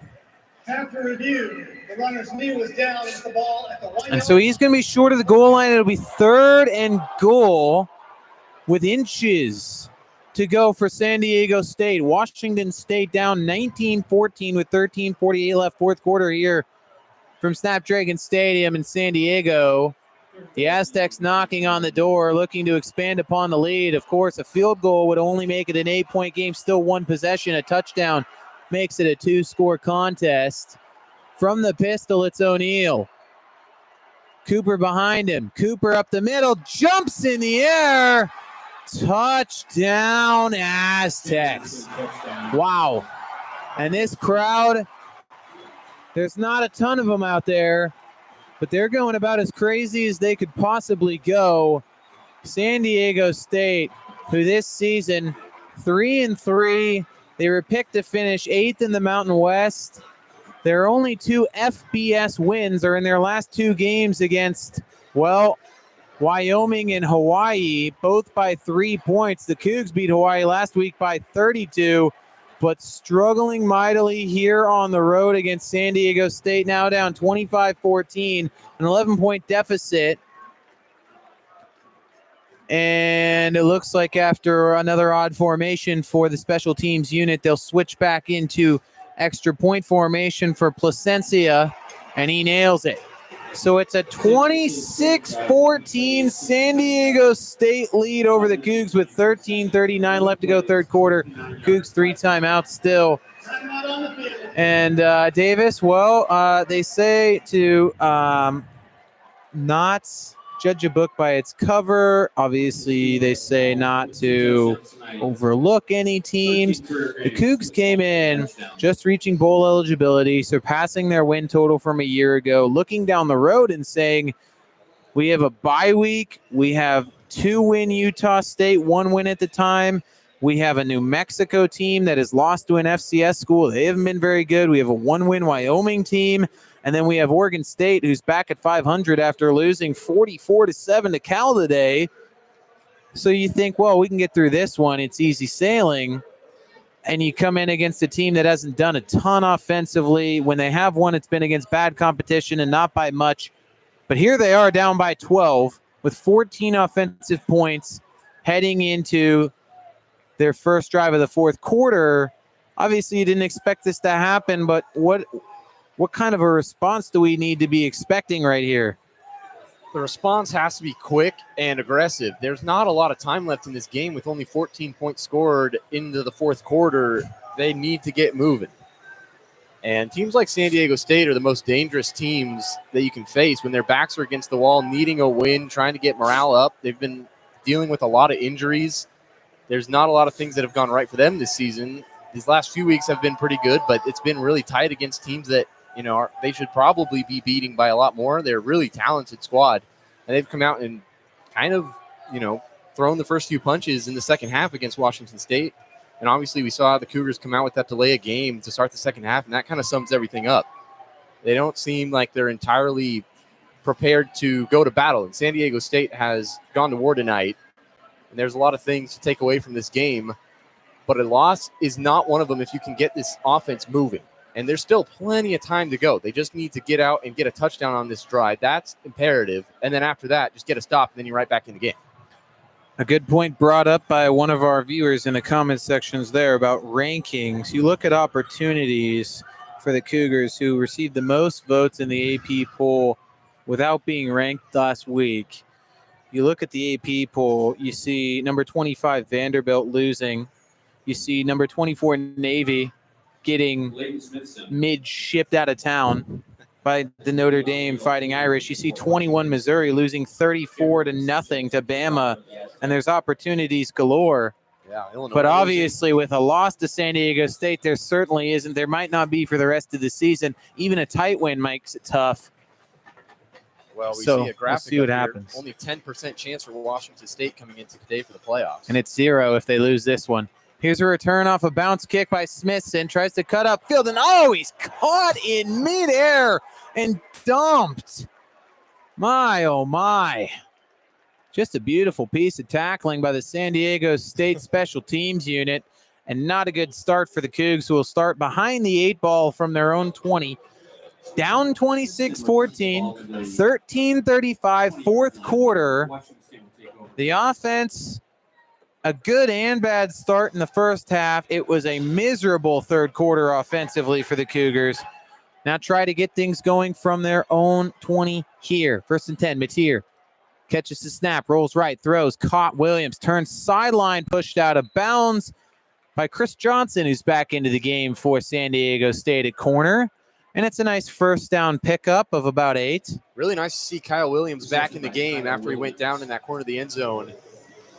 Great player. He's got the red paint stained down his back from his fall earlier. Here's another snap. Mateer looking right, throwing deep. Williams comes back for it, bobbles it, catches it. What a grab by Williams. They're trying to rip it out of his hands, and he just will not be denied. He's in that San Diego State territory inside the 40. What a contested comeback catch by Williams, who snagged it off the defender's shoulder pad. That's why you need your best players in the games, and you go to Kyle Williams when you need a big play. They go hurry up again, back to the line. Schlenbaker in the game. 2 receivers wide both sides. Handoff Schlenbaker up the middle. Has a little bit of a hole. Runs into the big body that time of Tupu Alu. And it's a short gain for Schlenbaker up to about the 34. pickup of Forward is number 38 a couple. on the defense. We just announced that Krishna Clay is wearing 38 on this play. Started at 40, now wearing number 38. Here's Mateer again, drops the throw, looking right, looking left, nowhere to go, goes deep over the middle. Hernandez, catch at the 10, going for the end zone, reaches, touchdown. Washington State fires right back. Carlos Hernandez waving to the Cougs in the crowd. He was wide open, calling for it, catches it, stuffed initially, reaches it with the left hand, and the Cougs are right back on the board. It's 26-20, pending extra point. That's exactly what we talked about. The Cougars need to come out, get a big drive quickly, get a touchdown, and now all of a sudden they're back in the game and a stop and another score, and all of a sudden Washington State has the lead back. Janikowski to make it a 5-point game. Snap good, hold good, kick is pure, and right away, Washington State wasting almost no time at all. 4 plays, 80 yards, $127. And the Cougars cut the lead to 26-21 here to shut the crowd down a little bit more and get their own fans back involved. Davis, that's got to be exactly what they wanted and needed. How much do you think that fires up this Cougar defense now to come out try and make a stop? There is new life in this Washington State team, and the defense, if they want to get the lead back, which obviously they do, this defense knows that it's on their shoulders now. The offense did their job. The defense needs to go out and do their job. They've done it plenty of times tonight. They just need to get back to what they did well, and honestly, I think they can do it. This defense has been playing really well at times, and the San Diego State team, if they get first downs and chunk the ball down the field, the air starts to get sucked out of the arena. But all of a sudden, there's a lot of pressure on this offense to go down and get a lot of first downs and extend their drives because Washington State's offense just hit some few explosive plays. Obviously, Washington State wants to win, and against a team like San Diego State, even though they haven't done a ton this year, they are 3-3. They've shown some improvement. But for Washington State, maybe not the type of game you wanted to play optics-wise, but a win is a win on the road. You're trying to improve to 7-1. All you can do is win. So, Davis, even though it hasn't been a pretty showing, how important is it for WSU to kind of just swallow their pride and find a way to just walk out of here still alive? You mentioned it earlier in the broadcast when you say you get your style points at home and you just find ways to win on the road. There's nothing more important than getting a gritty win on the road and showing that your team is built tough. Kind of want to be like a 4. You got to be built tough.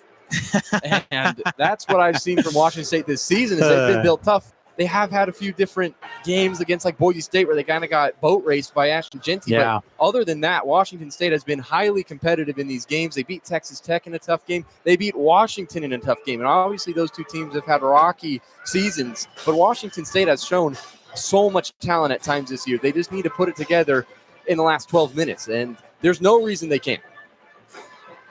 Just about 30 seconds until they get back into play here. Davis, defensive adjustments going into this drive. I honestly would bring a lot of pressure. I think Danny O'Neill has had a lot of time to throw on these passes where he just sets his feet and he's getting it out. He's getting it out quick enough to where there hasn't been a lot of pressure, but he's also been really comfortable tonight. So bringing pressure, they did it last week against Hawaii, 9 different pressure sets, bringing the blitz and bringing different exotic looks, but making sure that you just tackle. That's honestly the biggest thing is just wrapping up and making the tackle. Janikowski ready to boot this one away. Jay-Sean Polk back to return for San Diego State. He's had himself a good day receiving. And we're ready for the kickoff. Janikowski readies the unit. Puts a boot through this one. Towards the right corner of the end zone. From the 1-yard line, Polk goes left, cuts right, up the middle now. Tackled and slammed down. A beautiful, oh boy. There's a flag. Yep, there's a flag. Boy. Really big mistake that time for Washington State. You just can't do that. There was a shove after the play. Yeah. I mean, big-time tackle. Really nice play that time by Wesley Steiner, the special teams ace for the Cougs. But Unsportsmanlike conduct. When the play ended, he got up and shoved Polk back to the ground. I mean, Steiner, he only plays on special teams, but he's a graduate senior. Not the type of play you'd expect from a veteran of that nature in a moment like this. Well, you already made your statement by crushing the guy on the tackle. You get up and you go back to the sideline and you celebrate. You don't push him in the back. Even taunting is a penalty, but you maybe understand it in the moment. But he went up to him and just shoved him back on the ground, just classless. Here's O'Neal and the Aztec offense from their own 37. Hands off Cooper, cuts right side. And a really great tackle coming downhill by Adrian Boogie Wilson for a short gain, if any. We'll see. Maybe a yard, and they'll give him one. It's 2nd and 9. From the pistol, O'Neal. 2nd and 1, San Diego State. In the game right now for San Diego State offensively, the tight end Michael Harrison. We haven't seen the starter Jude Wolf once tonight. Here's a handoff, play action. Throw right side is a little bit too high and off the fingertips. That time of the receiver, Nate Bennett. Davis, I mean, I don't know the exact reason for San Diego State, but two of their main targets this season, Jude Wolf at tight end and Lewis Brown at wide receiver, we haven't seen. They've made do in a big way with some of these guys that don't get a ton of action. They have. They've really spread the ball around, and they're going to need to do it on the biggest 3rd down of the game. 3rd and 9, their own 38. Cougs down 26-21, looking for a stand. O'Neal, 5-step drop, looks left, throws over the seam. Fantastic catch by Napier, and he's into Cougar territory, jumping over the pile, Adrian Wilson. That is wow, the best catches I have ever seen, and Adrian Wilson almost ripped it away from him too. There was multiple possessions on one play. It bounced off Wilson, who had his back to the quarterback, up into the hand, rivaling that catch earlier from Kyle Williams. My goodness, what a catch by Napier, who came through huge against Wyoming, the redshirt freshman from Fontana, California, making a huge play. Here's a play action throw left side, broken up. Great coverage. Big time play by Ethan O'Connor, a little swagger at the end of that play, but a much needed PBU to slow things down and rotate defensively for Washington State. Ethan O'Connor is the most impressive Coug I've seen this year. The redshirt freshman, so many offers, comes to Washington State. He is fantastic, and Dickert raves about him, and for good reason. So 2nd and 10 from the Coug 31, play action, throwing over the middle, caught that time, up the middle, upended, and a big pickup by Michael Harrison, the tight end, for another Aztec 1st down. He had the near touchdown on the last drive, and again, just a little outlet. Started initially by blocking Milani, came open over the middle, and a beautiful check down that time for O'Neal. 1st down and 10 from the red zone at the 19. Cougs need a stop. They need to at least force a field goal attempt. Here's a handoff, Cooper up the middle, and he's wrapped up quickly, brought down by Kyle Thornton for minimal gain. A good 1st down stop. But it hasn't been 1st down, Davis, that they've been struggling on. Of course, that last set of downs, good 1st down breakup, then they allow the big play. It's going to be 2nd and 10 here for San Diego State. They need about the 8.5-yard line. Poke in the backfield. 3-step drop from an empty backfield. Stepping up, O'Neal brought down for a sack. Nusi Milani, sack number 1 on the season. Couldn't have come at a bigger time. He had the big breakup earlier. He also had the big missed tackle earlier, trying to get himself back involved in this game. Too much pressure from Nusi Milani, just so strong. 6'4", 265, overwhelming the offensive line of San Diego State. 3rd and 14 from the Coug 22. Washington State down by 5. They need to stop here. O'Neal Here comes the blitz off the edge. O'Neal, quick throw, intercepted. Alucta's got it. 1 minute 8, pushed out of bounds late by the tackle, Christian Jones. But what a play in the red zone. Interception for the second straight week for Buda Alucta. Steps up again. And if not for Christian Jones, it's a touchdown. But the Cougs are going to set up with great field position, down by 5 with 8:31 left here in the final quarter. The Cougs fired up after that Alucta interception. There's been a few in and out of the hands tonight, but Alucta concentrates and makes the great play. O'Neal threw it right to him, right spot, right time for Alucta. And there's no better feeling as a linebacker than having that ball land right in your hands. It feels like a pillow. And then you're running down the sideline, and all of a sudden, everybody's swarming you. You don't know what's going on. All you know is you're excited because you're getting the ball back for your offense. Alucta is so quick as a linebacker. He would have had a pick six. What a play it would have been had they not been on the left hash with Jones, the left tackle.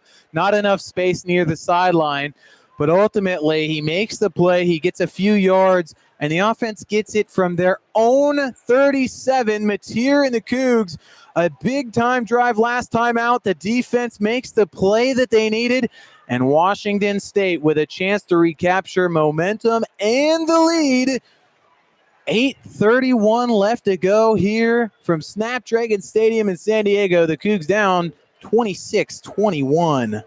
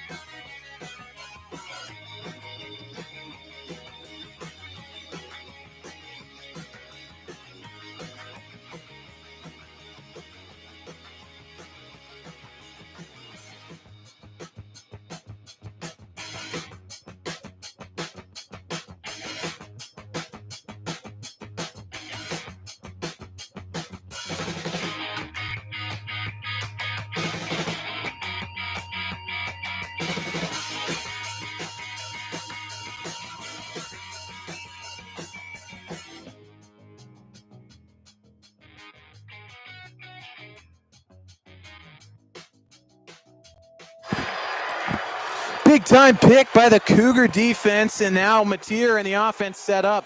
Down 26-21, 8:31 left, fourth quarter from their own 37. Empty backfield, Mateer looks right, quick throw, caught Hernandez, cuts middle of the field, drags defenders up to the 45-yard line, and a good pickup on first down of about 8.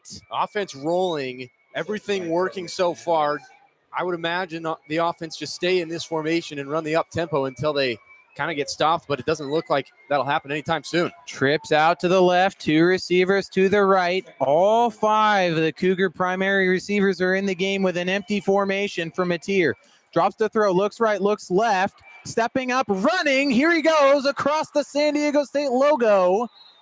And just across midfield, a first down into Aztec territory at the 49. Flag down behind the play. Oh boy, that's no good. Is arguing was talking with the white hat.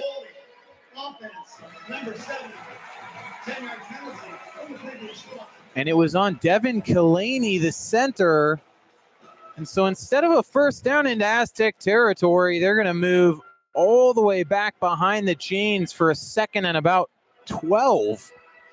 The good news is they had a big gain on first down, so it's just second and 12, but obviously a big momentum stopper, at least momentarily. They go open again with trips to the left from the right hash.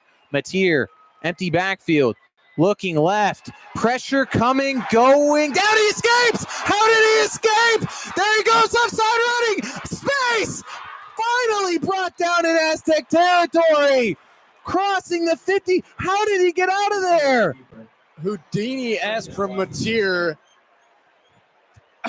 Unbelievable I don't play. even know how to explain how he escaped that. It was an airtight seal in the backfield, and he snuck through smooth like water. My, oh my, how about John Mateer? 1st and 10 from the 46 of the Aztecs, slings it right side, caught Williams, cuts upfield across the 35, and it's another Cougar first down. There is no way to explain the previous play from Mateer when he escaped from Trey White, one of the best edge rushers in the country. He didn't just get away from anybody. 11 sacks in 6 games from White, and Mateer refuses to go down. It's just sheer will from 10 and the kid from Texas. 1st and 10 from the Aztec 32, 6:35 left and counting. Cougars down 26-21. It's Schlenbaker in the backfield. Dropping to throw Mateer, looks left, looks middle, throws middle, highly contested, and it's incomplete, targeting the tight end Cooper Mathers. It'll be 2nd down. He was open, and Mateer saw him and then hesitated and went back to him. But once you see him open, and if you don't throw it on that first instinct, it's too late, and he's lucky that one wasn't picked, and then just absolutely deflating if that was intercepted. But not a bad read, just had to get it earlier. Cougs have 3 timeouts, so if you end this drive in a field goal, not the end of the world. Obviously, you want the touchdown, though. 6:22, down by 5. Empty again, all 5 receivers out again for the Cougs from the right hash at the 32. Mateer looking right, throws, caught. Here goes Williams, across the 20, into the red zone. 1st down, Cougars, down to the 17. And another nice quick pass by Mateer. And his receivers, they said it a couple weeks ago, Kyle Williams said of their yak abilities, you get brought down by the first tackler, get out. And they've done it all day, finding ways to create extra yardage. 1st down and 10 from the red zone. Mateer empty again, trips left. They've just stuck with this formation. Mateer run up the middle, cuts right, now cuts up the field across the 10 to the 5, and he's shoved out of bounds, but he doesn't go down at the 3, make it the 2-yard line. John Mateer with another physical finish, and it's 1st down and goal from the 2. 5:30, down 5. On the road, a bad second half, but the last 2 drives, John Mateer has looked like Superman, and a chance to take the lead again here for Washington State. Bringing the big heavies for this one. Big old uglies in there. They got the I formation with the fullback Mathers, and we're going to get a Cougar timeout. And obviously, this late in the game, time management big. You hate to use a timeout, but a timeout, Davis, at this point in the game, so critical. You also want to make sure that you have the right play dialed up for 1st and goal here from the 2. I don't think it's a terrible timeout, given that you've made it this far. You want to get it right. If you turn the ball over here, you get a delay a game and push yourself back 5 yards. Not worth it. The timeout here, it could be questionable later on, but at this point, it was the right call. So when we look back later, you can't doubt it too much, because at this point in the game, you cannot make a mistake. And this game's been mistake-filled, so you have to get this right. What an opportunity. The Cougs look like they might have been dead in the water, down 26-14. And a chance here, 1st and goal from the Aztec 2, down by 5 with 5:08 left, 4th quarter, to try and take the lead. A shotgun formation, Hudson the lone receiver, wide left from the right hash, Schlenbaker the single back, right hip of Mateer. They motion Hudson across the formation. It's a following QB power up the middle, pushing, shoving, touchdown! And he's in! The Cougs have the lead again. It's 27-26, and they come all the way back in just 2 offensive possessions. And how about it? John Mateer responds with a Houdini act, slings the ball around, gets him down to the 2, and then he just forces it in. He would not be denied. Cougs will set up to go for 2, up 1 here. But with 5:03 left in the 4th quarter, Washington State at the reins again. They set up from the 3 for the 2-point conversion. This would be big to try and make it a field goal lead. Two tight ends on the left side. Revere and Mathers, Schlenbaker the single back. They motion Hudson, handoff, double reverse. Hudson fumbles the football, but he's still got time. He throws him a tear, caught for a two-pointer. And we have just seen it all. He fumbles the reverse pitch, somehow picks it up, and then still throws it to Mateer for the Philly Special-esque two-point conversion. It sure wasn't as pretty as the Philly Special, but it's just as effective, and it's a 3-point Cougar lead with 5:03 left in the fourth quarter. That's why you like to pitch it backwards on those type of plays with the reverse instead of going forwards. If you lose that ball forwards, it's incomplete, especially on a two-point conversion. If it gets behind him, fine on a two-point conversion, but he's still able to pick it up and deliver a strike. Great concentration from Chris Hudson. A lot of times those guys aren't able to pick it up, and it bounced right back into his hands. And he had enough speed and enough space to run it in if he wanted to, but he still decides to throw it. The initial motion to Williams was so well played by San Diego State. Appearingly, they had it stuffed. They had every one of their 11 defenders on the left side of the field. Mateer was wide open. All Hudson has to do, he could run it in, he could throw it. He decides to pick the ball up and still throw it. Great concentration to finish the play. And now Washington State kicking off with a lead for the first time in this fourth quarter. 5:03 left. 3 timeouts left for San Diego State and time. The Cougs will need their defense again, though, as Jayshon Polk will let it bounce over the D in San Diego State for a touchback. And so here we go, Davis. Obviously, the last drive, a little bit of bend, don't break, and then they punch at the end with the interception. Cougar offense in full gear right now. The defense, maybe just one more stop necessary. One more stop if you can get it, because this is going to go under 4 minutes most likely for San Diego State, and then the offense just go into 4-minute offense and get some first downs and run the clock. Career-long field goal for Placencia is 50, which would mean the 33-yard line of Washington State. Throw left side, caught there by Harrison. Short gain of about 3 yards to the 28. So the clock goes under 5 minutes. 3-point Cougar lead. Under center here, O'Neal. Drops quick throw right side. Polk has it across the 30, across the 35. Tripped up by linebacker Keith Brown, and now he's banged up and he goes down on the field. Good ankle tackle by Brown to prevent any further yardage, but then he hit his knees in pain. Keith Brown has been flying everywhere tonight. The previous play, he jumped in late, just trying to do everything he can to stop this Aztec offense. On that one, sells out, dives. His arm's bloody. He's got grass stains all over him. His helmet's banged up, and now he's down. Really tough kid.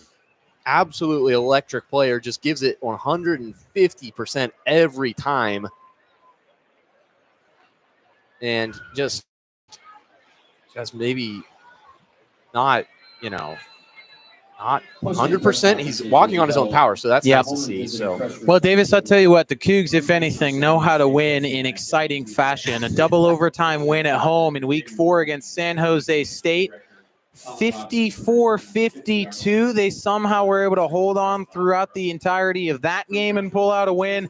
They've obviously had some big, tight wins like the Washington game. Fresno State came down to the wire, the big pick six key in that game. So they've certainly won some of these games, even ones they didn't expect to, in dramatic fashion. This one no different against San Diego State, who starts a 1st and 10 from their own 37. 29-26 Cougar lead, 4:33. O'Neal from the pistol, trips right. And now he motions his running back Cooper to his right hip.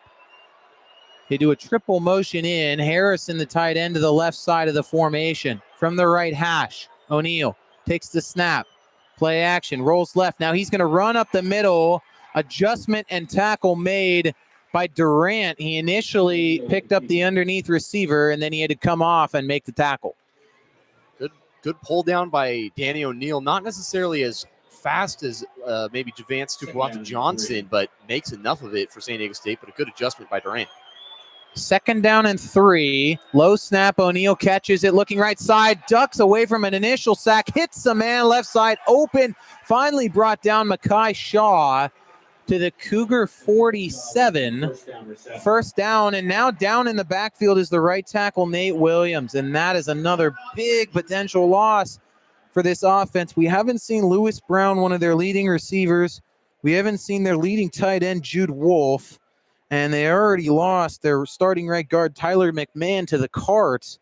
Now starting right tackle, Nate Williams, is down. So that would be the entirety of their right side of the line. You're obviously talking about a team we mentioned earlier who lost the star-studded right tackle, Drew Azzopardi, to UW. They obviously lost Miles Morale, their starting left guard, to start the season. Earlier this year, just so much turmoil due to injuries. And you really just hate to see it. They've done such a good job, especially today, battling through it with that next man up mentality, guys making plays that don't usually. But, I mean, at some point, it's just too tough to overcome. But so far, we haven't found that limit yet. Been a lot of tough breaks this season for the Aztecs. It's unfortunate for a team that has so much talent on their roster to continue to search for the next man up, because at some point, you're running out of guys. Yeah. And just so tough to see Williams still down on the ground there, tending to that left leg. We'll take a short break, one quick breather. 3:39 left to go, fourth quarter. Cougs up 29-26. Aztecs on the move. Ball at the Cougar 47. 1st and 10 on the other side of this. Williams still down. You're listening to Cougar football on KUGR.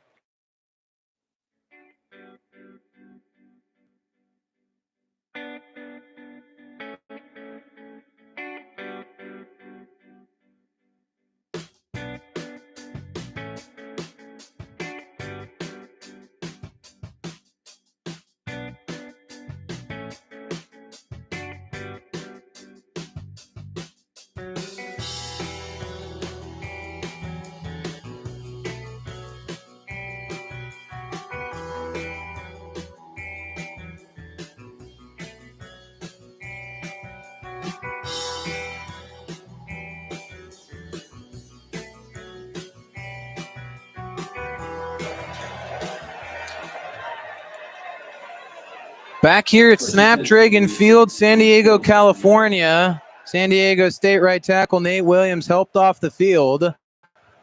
Obviously, hope he's okay. Moving over to right tackle is Saipale Fuimano. Good news is back out at right guard is Tyler McMahon. Here's the snap. O'Neal looks left, goes right. Quick screen poke. Beautiful play that time. Kyle Thornton in there to snuff it out. Kyle Thornton has also been everywhere. One of the leaders on the defense. Reads plays so well. The veteran linebacker saw the screen and just annihilated it. A loss of 2. It's 2nd and 12 from the Cougar 49. Cougs still up 29-26. Just about 3 minutes left in the game. Aztecs want to get to about the 33 of the Cougs. They hand it off. Cooper bounces left side. Great ankle tackle from behind by Rom Stevenson. But a flag down on the play, and we'll see who that's on. It looked like it might have come from the matchup between O'Connor and Mekhi Shaw. It's probably going to be a blindside block on Poke. He came back and just crack blocked one of the Washington State defenders. Could be potentially big. Obviously, blocking the back is a double-digit penalty. Personal foul. Illegal blindside block. Oh. Offense. Number 3. Yeah, blindside block on Poke. And that's a 15-yard penalty. It'll still be 2nd down. But, man, that is a huge, huge hit. 15 yards in this situation is massive, especially when it's 2nd down. I mean, you're nearing, even though they have 3 timeouts, you're nearing territory where it's 4 down territory, Davis. Yep. But all of a sudden, it's 2nd down in a country mile with under 2:50 left to go. Officially 2nd and 12 from their own 41. Still down by 3. And that's making even a field goal attempt look tough. We'll see how WSU plays it. 4-man front. O'Neal drops the throw, looks left, fires over the middle, just a little bit too far. Out of the outstretched reach of Mekhi Shaw. off his fingertips, and a good job by O'Neill to try and lead him, but he led him a little bit too much. So there's only 2.5 minutes to go. It's 3rd down and 22. It has to be 4th down territory for San Diego State. Yeah. And the Cougs can feel it. And Pressure that last could be coming. Yeah, that last play would have been a first down if it was caught. So we'll see what they got in the playbook. Single back set with Cooper. Straight drop back. O'Neill looking right. Steps through traffic. Still time. Throws deep downfield. One-on-one. Incomplete. Tipped in the air. And there's no flag. He wanted to get it to Michael Harrison. Kyle Thornton was in coverage. And he straps on 4th down, San Diego State. the seatbelt, and with the 4th and 22 and 2:22 left to go, San Diego State's going to send out the punt unit. Obviously, they still have the 2-minute timeout and 3 timeouts, and they're down by 3 in 2nd and 22, maybe just too much of a deficit. Kind of shocked they tried to get all of it back in one play. Here's the punt by Pastula. And it bounces at the 30, and it'll roll to about the 27-yard line of Washington State. So with 2 minutes and 11 seconds left to go here in the final quarter of action, Washington State will wait for the official ruling, but should have the ball from their own 27-yard line, up 29-26. And all of a sudden, a game that was in the defense's hands, Davis is back in the offense's hands, but with a different purpose, and it's not to score, but to get 1, maybe 2 first downs and salt this game away. And plenty of fans making their way to the exits, surprisingly. Yeah. Football Strategy says this game is still definitely not over. 1st down and 10 from their own 27. Mateer from the single back set. Running back slips and has to go right down. Oh, not a good play for Wayshawn Parker. And it'll be a very minimal, if any, gain at all. He slipped and then took the handoff, and that's going to run us to the 2-minute timeout. And it's actually going to, Davis, be a 2-yard loss. So it'll be 2nd down and 12 from their own 25. San Diego State still with 3 timeouts. Cougs up 29-26 4th quarter here on the road. Game still very much alive. Can the Cougars salt it away, or will the defense need to make another stand late? Listen to Cougar football on KUGR.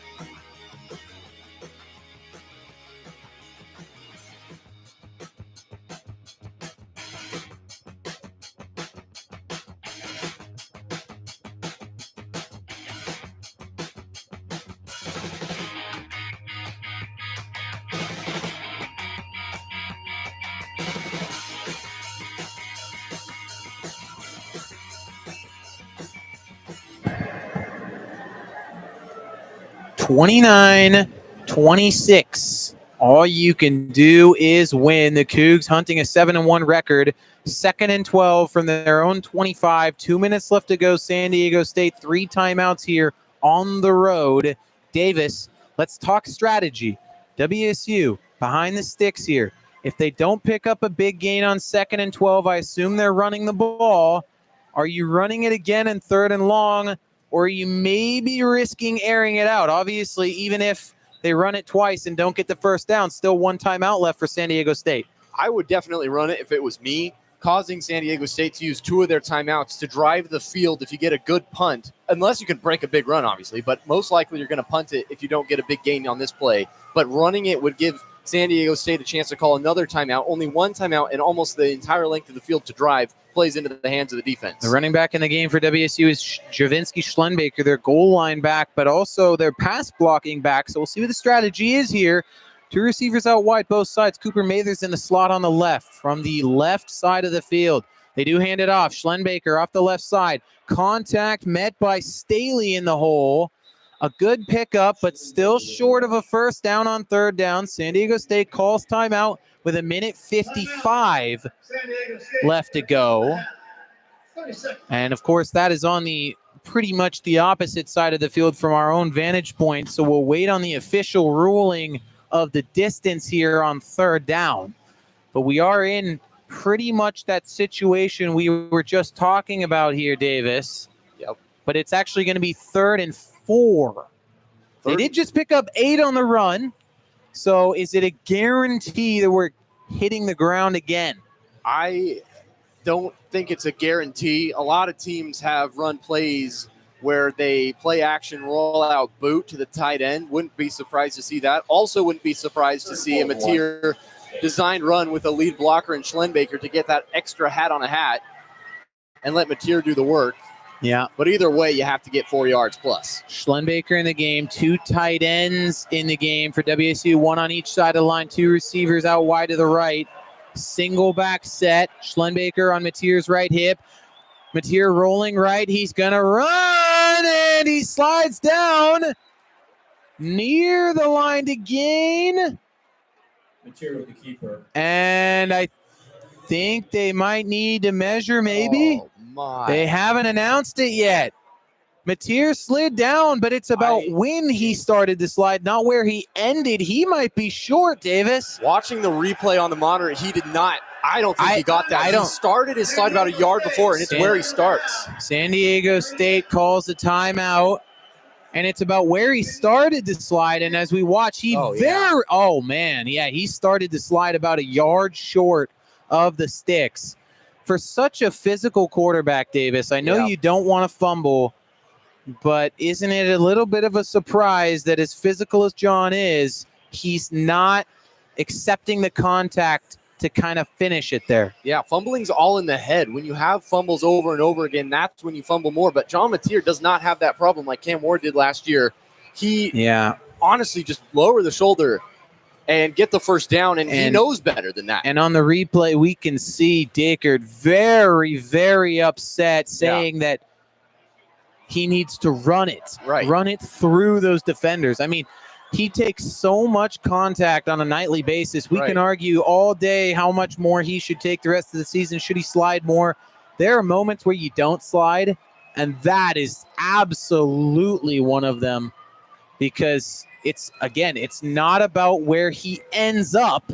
It's about where he initiates the slide, and it was very clearly not at or across that line. And now you have to decide, are you going to get really risky and maybe try and finish it, or do you just punt it, trust your defense? Well, I'm really glad I don't have to make this decision, because it's tough. I don't know what you do. There's could a end the chance game. you go for it and end the game right here, right now, but punt it away and rely on the defense that's been playing really well. But, Davis, if they don't punt it, then they only need a couple yards to get it into field goal range. They're in range to potentially score a touchdown and win it. Yeah, I can't imagine they don't punt. My stance, they're going to the replay, and it's most likely going to stand. I haven't seen an angle especially that since it was called that way. Right. So punting it is got to be the only option. They have one timeout, 1:48, and obviously the clock stops with the first down. But your defense has been playing much better this half, and we're talking about if they don't get it, which it's very short, but if they didn't get it, and they've already failed on fourth down twice today, they are 3 yards from range of Placencia's career long, and they're only 36 yards away from a winning touchdown. Exactly. They have to punt. There's no reason in my mind, unless you have a really, really nice play to get a first down. What a statement it would be. I mean, I don't know who you're making a statement for. The theory is that punting is confidence in your defense and going for it is confidence in your offense. Right. But I don't know if you have confidence in your offense, because your quarterback just made probably just not the right decision. Maybe you just need to give your defense the trust. Well, on that play, he made one of two right decisions. They did the rollout to the play where you should throw it to the tight end. It was covered. He didn't want to throw it. That was going to be only 2-yard gain. So he tucks it and runs it, but he didn't finish the play. Now you're set with 4th down and 1. If you go for it, you just use your best short yardage play that you thought was going to get you the first down. What do you got now? The other problem was we watched the replay. I mean, he wasn't down before the sticks, but he clearly initiated the slide. So I think what they're really reviewing is, did he slide or did he just start to go down? And I think it was pretty obvious that he initiated a slide. Yeah, and either way, if a quarterback's running it and they give themselves up, it's where they begin that process. Exactly. And that's any player too. Yeah. I mean, they talk so much about player safety nowadays. It has to be giving himself up. We'll get the call. After review, the runner is down at the ball at the 37. The ball will be placed there, and we will measure. Wow. So he's down. He's down at the 37, which is what they practically needed to get the first down. And now they're going to measure. Which is fascinating to me that they can replay review it, spot the ball off a video monitor, and then bring out the chains. And it all comes down to this. The biggest play of the game comes down to a measurement. Could they review it again after this? We'll see. There's no way. Let's see if they get it. Here come the sticks. They're getting it into position, stretching out the chain. Here it comes. They place it. It's a first down. Oh, my God. I don't know how, but it is. Wow. And man, oh, man, that's about the game right there. I mean, not quite. It's really close. I don't think they can review it again. Can't review it again. They've already done that. Yeah, I'm pretty shocked. Wow. If I was a San Diego State fan, I would be absolutely livid. But for a Coug fan, this is the greatest thing to ever happen in San Diego State this year. San Diego State still has another timeout. They have 2 timeouts. So here's the thing. San Diego State gets their timeout back because they replayed. So since they still have 2 timeouts, it's still not over. It's going to be really tight. But 2 timeouts is still alive. 1 is obviously dead. Of course, the clock is going to tick down here before this first play as it ticks to about 1:30. They'll snap it with about 1:25. Mateer from the shotgun with Schlenbaker. Can't fumble now. That's the biggest thing. Hand it off right side. He's cut down in the backfield. An immediate timeout for San Diego State with 1:20. They can obviously stop it one more time. Second down. The issue is, Davis, they run one more play, they stop the clock, but then they run the 3rd down play, then they run the clock. So you're looking at a maximum of, if you do get the ball back, I don't know, maybe 30 seconds? Yeah. 25? And no timeouts. The good news is you only need a field goal. The problem is that is not much time. Of course, in college, the clock does stop on a first down inside of 2 minutes, but man, that's tough. They didn't give up any yards on that first down carry on the tackle in the backfield. Schlenbaker falling forward to the line of scrimmage. It would pretty much theoretically take a miracle for San Diego State. But then again, a lot of people thought it would take a miracle for San Diego State to be in this game, nonetheless win it at the beginning. So at this point, we can't assume anything isn't possible. Well, they must have been listening into the broadcast, because that's exactly what we talked about, getting the touchdown, stop, touchdown, and that's what happened. And I think the biggest play of the game was that interception from Al Ukta when O'Neal threw it right to the target of the 0. 2 tight ends set, Mathers, Revere, 2 receivers left. Schlenbaker, the go-to back here. 2nd and 10 from their own 37. Cougs up 29-26. 1:20 left in the 4th quarter. Cougs trying to ice this one and get their 7th win. Mateer gonna run it. Cuts right side, has some space, chopped down. at the 42. Mateer with the keeper. 5-yard gain, 5 seconds off the clock. Timeout. San Diego State uses their final timeout. 30 seconds. Davis, 3rd and 5. Mhm. 1:15. No timeouts, though, for San Diego State. So, obviously, if you were to throw it, like they gave Mateer the option to last time, if it's incomplete, then, of course, you give them that extra timeout. But if they run the ball and run the clock, it's guaranteed to at least run it down to around 35-ish seconds. But less likely to get a first down, but not impossible. Wouldn't be surprised to see Mateer on the move if they don't just hand it straight ahead. Both clubbed linebackers are in the game, and Tano Latuli and Owen Chambliss for San Diego State. 4-man front for the Aztecs. 5-man front. Mateer runs it. Right corner, he's still bouncing around, and he will lose yardage, but he took a couple extra seconds. Timeout called with one still running. Why? Oh, sorry. My apologies. I don't know why I went into that thinking they had a timeout. Under 1 minute now. 27 seconds left. I'm not good at math, but that's about There's not going to be a lot of time. 26 seconds when they punt. The thing, If you're, I assume the Cougs are going to run it all the way down, called timeout. yeah, They but will. It'll be about the- 26 seconds.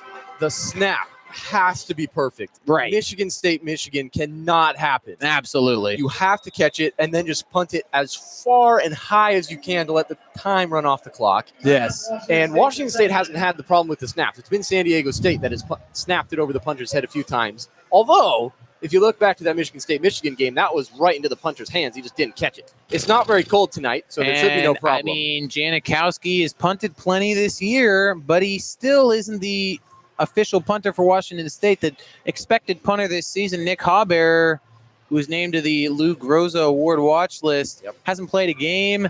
He's going to medically redshirt this season. Head coach Jake Dickert said he could still play up to 4 games and still redshirt the rest of this season, but he's not playing tonight still. So it is still Janikowski, the primary place kicker, who will punt it. Up men of Billy Revere, Andrew Edson, and Nusi Milani. Nobody's back to return for San Diego State. They're selling out. The punt, it's a quick punt. He gets it away. It bounces, and it does take a San Diego State roll initially. Still rolling, inching down to the Flag 26. A flag. 2 flags are down. There are flags on the play. Janikowski did something after the play, and Dickert is furious. Dickert is screaming at him. I did not see what happened. He is absolutely going ballistic on Janikowski on the sideline. 2 flags are down, and I've never seen a coach go ballistic on a kicker. I mean, I have seen kickers get the silent treatment after missed kicks, but I don't know what he could have done. We got to see the replay, but he is going ballistic on Janikowski, who is such a cool, calm, centered guy. We got to see. We're going to get the call here in a second.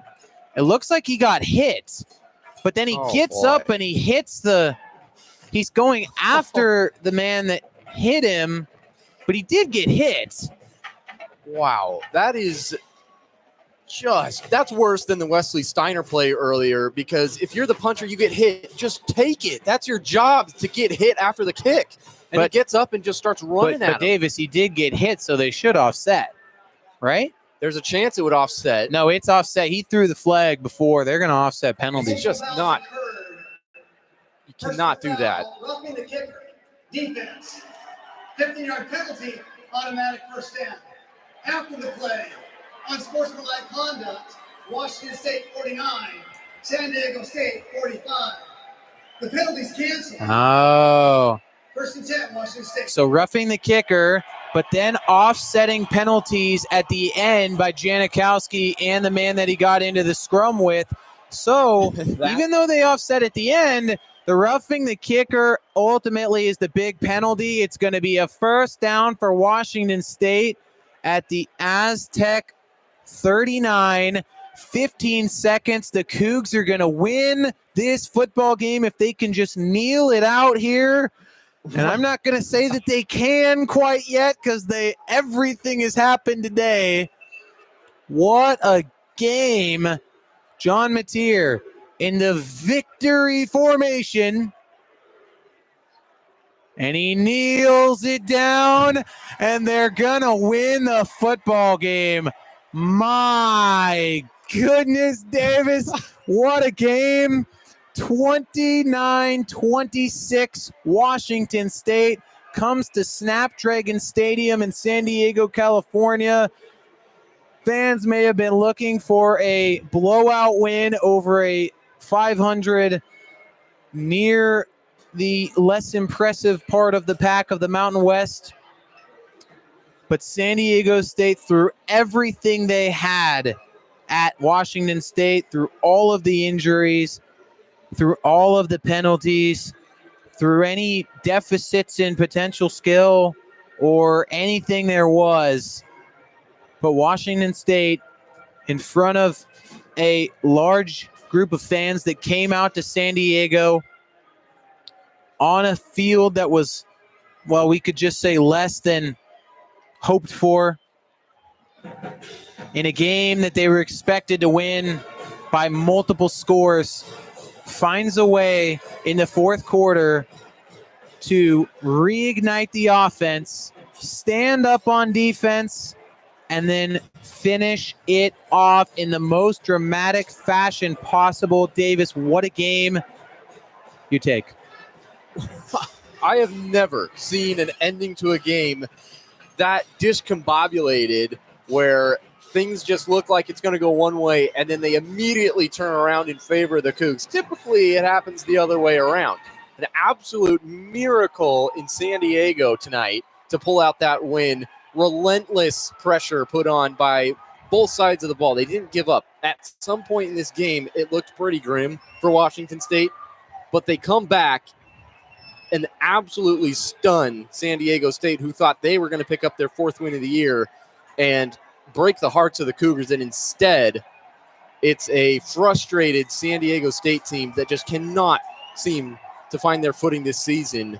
A great battle between two very talented teams, but good teams win close games, and Washington State is a good team, and they continue to prove that week in and week out. Washington State will sing their fight song in front of their home fans. And Davis, last thing for football conversation before we get out of here, the Cougs next up, obviously a bye week, so they have a chance to get healthier, try and fix some of the issues that arose today, lock back in.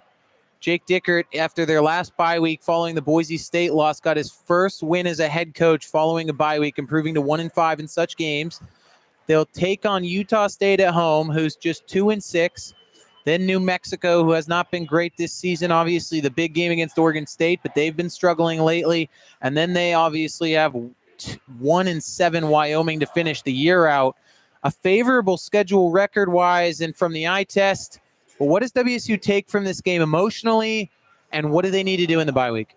In the bye week, they just need to rest up, get healthy. This game was pretty brutal on the injury tent. It got a lot of work in tonight, and the training staff for Washington State did a good job getting the players healthy.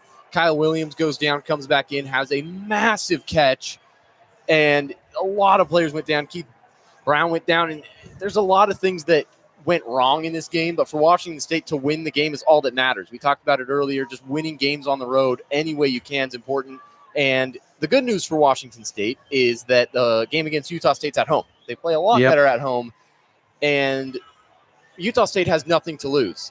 So they're going to come out firing, and Washington State has everything to gain in the last few games remaining just to try to bolster anything they can. You know, they don't really control their own destiny, because there's no conference championship for them, but they can win every game in front of them, and that's all they can do. I think the Cougars are a relentless squad that is really talented, and everything is coming together in a way that hasn't in a long time for Washington State in these type of games, and tonight shows that this team will not give up and that they are fired up at every turn. Guys are pushing people after the play, which is not good, but it just shows how aggressively How much they want care, these wins. yeah. And the coaching staff's firing them up clearly, but Yep. they need to get it under control because that type of play cannot happen. And they're lucky that they got to win tonight because there's nobody deserves wins in sports, but San Diego State probably outplayed the Cougars tonight. It was pretty even, but the scoreboard says otherwise. In Washington State, that's all that matters. Nobody's going to remember these plays. Nobody's going to care. All they're going to care about is 29-26 Cougars. Yep. Final stat line. John Mateer, 19 to 27, 257, 2 touchdowns passing, leads the Cougars with 66 yards rushing total, 42 net, 2 rushing touchdowns, has another 4 touchdowns and no turnovers today, despite some mistakes throughout the game. Obviously, 2 sacks, 3 unofficially we would like to give to our defensive star, Ansel Dinboo. And then, of course, the big interception for Buda Alukta, and a Cougar win, 29-26. We hit our all-time high in viewers for KUGR broadcast, at least since we've been here. Yep. So a huge shout-out to everyone that listened in, everyone that commented, liked, listened at all. We certainly appreciate it all, and all the fans listening. Of course, we love to do this. We do this, with almost 200 listeners or no listeners because it's fun, and we love the Cougars and broadcasting and sports, but we appreciate everyone that listened and supported, and we hope that you tune into all of our broadcasts, hockey, volleyball, soccer, the rest of this fall, basketball, men's and women's rolling around, baseball next spring. You can tune into all of that right here on the KUGR YouTube.